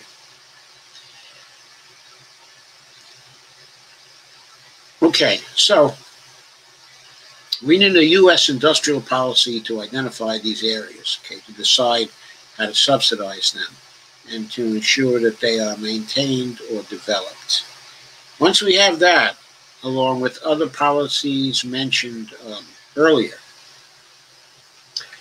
then a policy of letting the trade balance float, even if it results in continuous trade deficits, will be sustainable without causing unemployment, reduced wages, financial crashes, while making the United States dangerously dependent on other nations for political and economic sustainability. Let's review the bidding again. The new populists and writers like Borisage think or thought until 1914 that a progressive trade policy is balanced trade. In contrast, I think that a policy of trade restricted until 2014. In contrast, I think that a policy of trade restricted only by public purpose, taking advantage of the willingness of other nations to send their real wealth to the United States, is better for us, and also seems to be what our trading partners want right now. However, to make that work for the United States, we need full employment policies, including a job guarantee program and a living wage with full fringe benefits, as well as other policies designed to compensate for demand leakages from trade deficits and private sector savings. In addition, we need to prevent investment of dollar savings in risky financial instruments such as the mortgage-backed securities and derivatives. And lastly, we need an industrial policy. So which is more progressive and also populist? Balanced trade policy or trade that's modified by public purpose constraints, such as the need for full employment and living wage, strict regulation of investments in financial instruments, and industrial policy. I think it is the second alternative, and that the populists and the progressives ought to forget both balanced trade and deficit reduction and the balanced budgets, and embrace the twin deficits. Finally, that will also mean that our policymakers will have to keep in mind something else, namely what the implications of letting the twin deficits float off for maintaining full employment. Specifically, if the trade deficit goes up to 5% of GDP and the private sector savings desires are conjectured to be 5% of GDP, and that will mean that the government's budget deficit will have to rise to 10% of GDP, other things being equal. That's a deficit of $1.74 trillion, assuming a GDP of $17.4 trillion. Of course, our GDP now is up to what it is now, 22.5 trillion. So then we'd be talking about a budget deficit of 2.24 trillion. But what about the year after that? Assuming that the fiscal multipliers, primary, secondary, and tertiary, of the 1.74 trillion in deficit spending will sum to 2.0, that the demand leakage due to savings of the trade deficit is again 10% of GDP, then that means the deficit would rise to 2.1 trillion. These numbers also approximate. The precise figures will be affected by how much money is spent. If the deficits are spent on the rich, then the savings leakage will increase, which will then require a larger deficit to maintain full employment. If they are spent on those with a higher marginal propensity to consume, then GDP growth will be stronger, as will tax revenues, which will then affect the deficit. The point is, we can't predict the dynamics that will affect the budget deficit very well, even in the short run. But why worry? The spending capability of the government won't be impaired at all, even if we fund the deficits with debt instruments. So we need to be prepared to run very large deficits relative to what we're used to. Again, there's no problem of affordability or solvency here.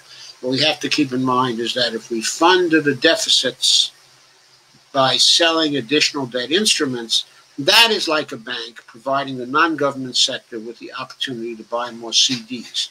It's not like you and I borrowing money to fund a mortgage.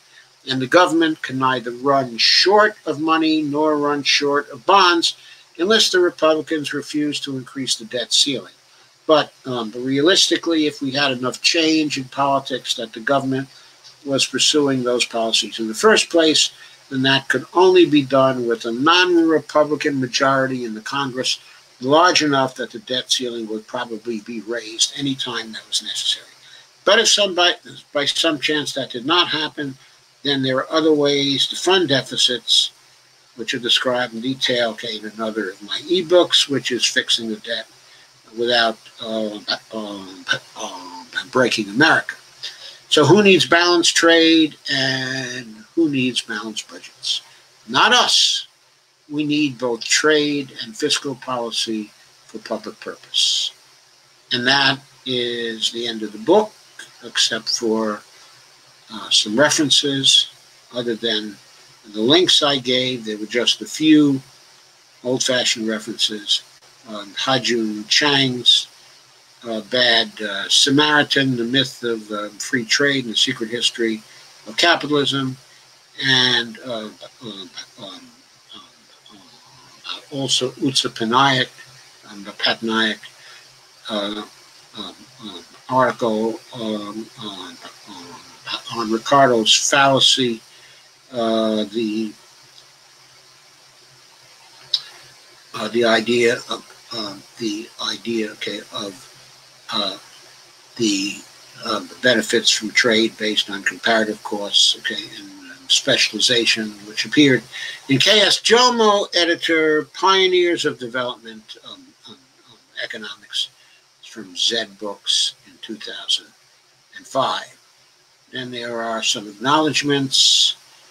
You'll notice this book grew out of my blogging at New Economic Perspectives, Naked Capitalism, Currenti Wire, and the Modern Money and Public Purpose blog at Daily Costs.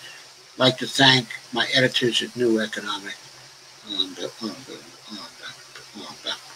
Perspectives, Professor Bill Black, who was my last editor, and my first editor, who appointed me as a blogger there, was Professor Stephanie Kelton, for reviewing my posts there and for providing a fine home for my efforts, and Lambert Streether, the publisher at Currenti Wire, for providing the constancy of his excellent blog over a good number of years now. I also want to thank Eve Smith of Naked Capitalism for reposting many of my posts there, and in so doing for providing the privilege of exposure to a fine commentariat, one of the most vigorous and high quality on the web. I also want to thank her for running so many other posts on the trade deals, including her own always highly insightful posts and the very excellent posts of Gaius Publius. Both authors certainly contributed greatly to my development and my own views on the pending trade agreements. I've also benefited from Ellen Brown's writings on the TPP, and I owe thanks to Warren Mosler and to Randy Ray as well for their work, which I relied on heavily in this. And finally, then, Jamie Galbraith's The Predator State was quite important in the development of my thinking about this book, as well, especially his critique of free trade, but also I'd like to acknowledge his father, John Kenneth Galbraith's putting forward the term public purpose, quote unquote, in his Economics and Public Purpose more than 40 years ago when I wrote this book, more than 45 years ago now. I've thought about that term a good deal since, and it greatly energizes the perspective I've used in this book, and also my view of MMT, modern money theory. I won't read my bio to you, completing it. I'm going to stop sharing. I wonder if many of you are still here. I'm well aware that I've taken a long time to go through this. 11 of you are still here. My, that is a surprise and a compliment. I thank you very much for staying this long.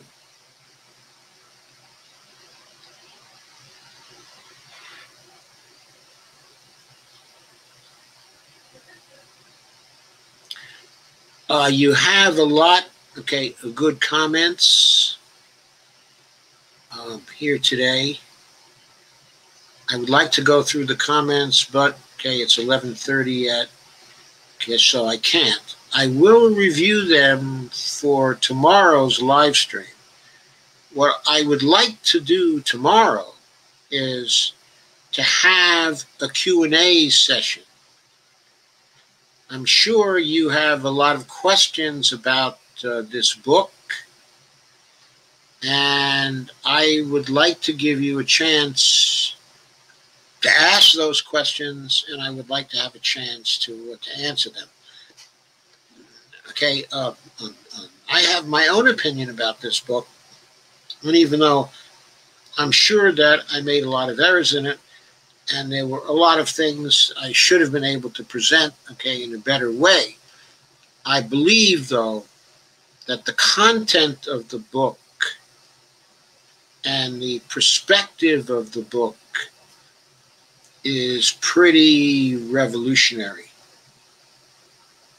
even in relation to the MMT perspective. I mean, other MMTers have said, float both of the twin deficits, that's what one ought to do.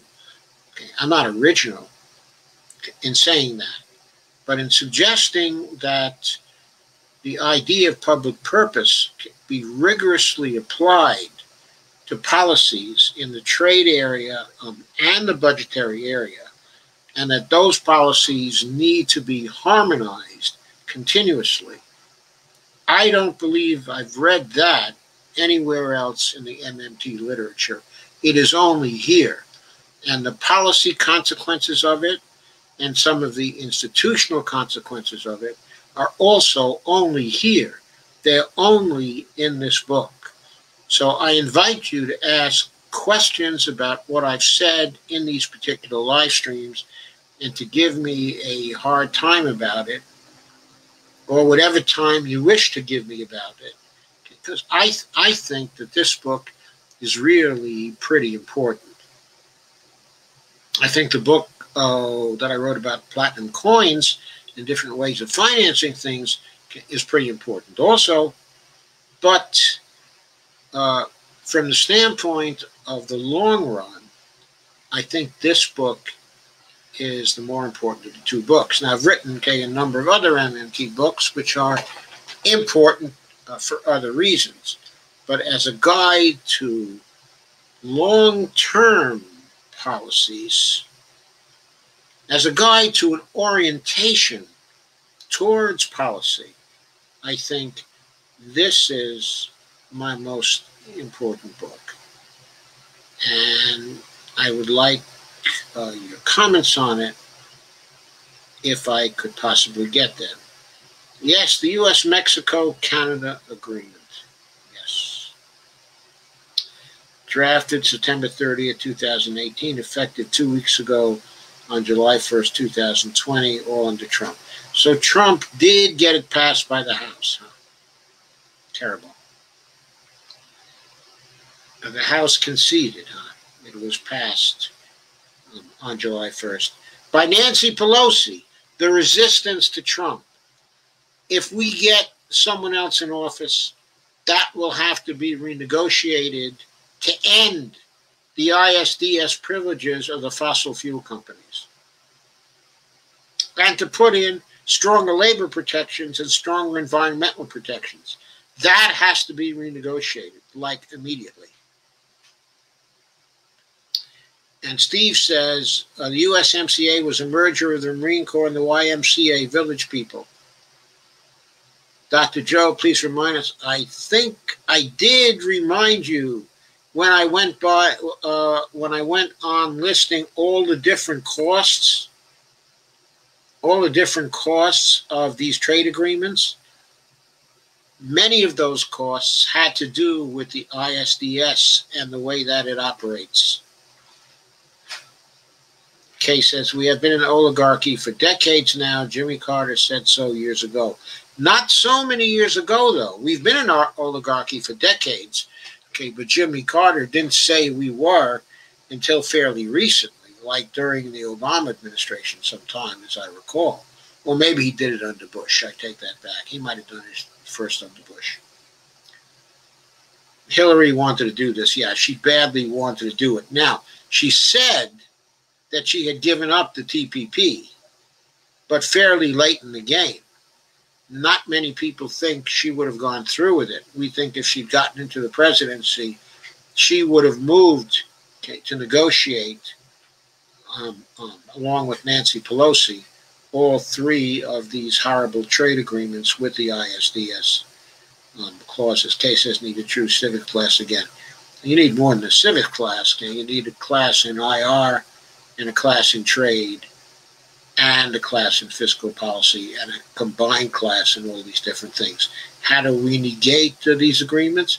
It's surprisingly easy if the president simply repudiates these agreements, because remember, these are not treaties.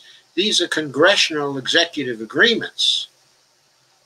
If the president says, I'm no longer going to abide by these agreements, and he gets the consent of the Congress, then we will have withdrawn from the agreements. Now, we might have some trouble if we withdraw from the agreements and there are judgments against us, and we then withdraw from the agreements. Then we might find, okay, that an international court rules that we have to abide by the judgments against us because we withdrew from the agreements only after the judgments, okay, were actually rendered.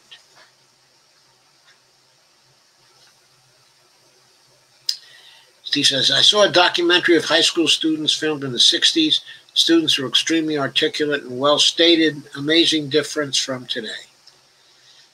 And he says, schools teach the standardized tests. It's very different. I couldn't believe they only spent a week on the Civil War when I was working in high school. I can't believe that. They only spent a week on the Civil War?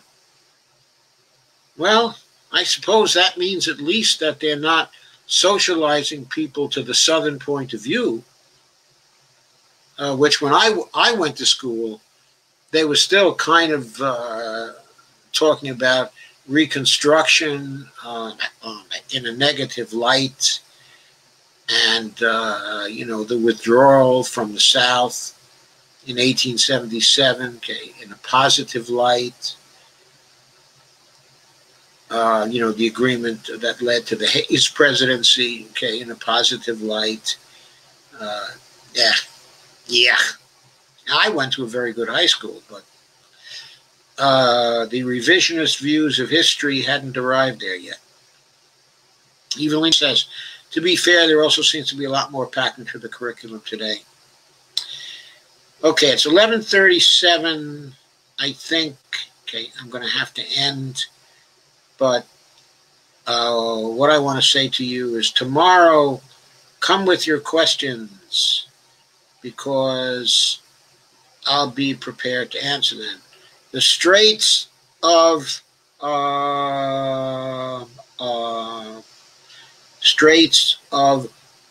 Malacca. They're right next to Malaysia, and they are between Malaysia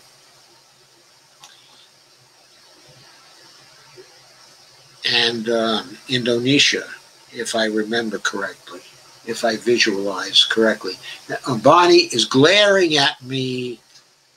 She wants me to end, and I will end, but please come tomorrow with your questions.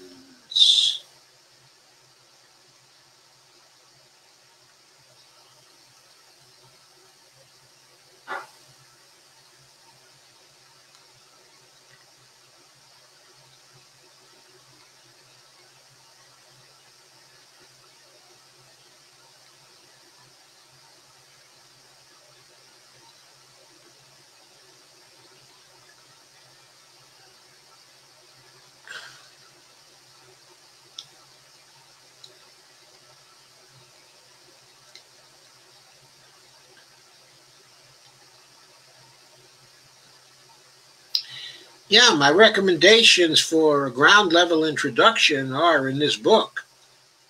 Okay? In other words, in the chapter on free trade, I have a ground level introduction, which I think is really pretty simple. But I think you can also find a ground level introduction in Samuelson's text. There was a pretty good introduction to comparative advantage there, as I recall. And all the standard texts have introductions to the theory of comparative advantage. But I think that my write-up is probably very good from the standpoint of seeing what it means for the issues raised in this book and for presenting the idea in what I think is a relatively simple way. I know some of this book is complicated. I could tell when I was reading it that it's complicated. Anyway, I got to get off, even though I always hate to get off, when I'm on. Anyway, thanks for coming. Thanks for staying so long. God, there are 10 of you still here. I can't believe it. So good night, and I'll see you tomorrow night for a Q&A.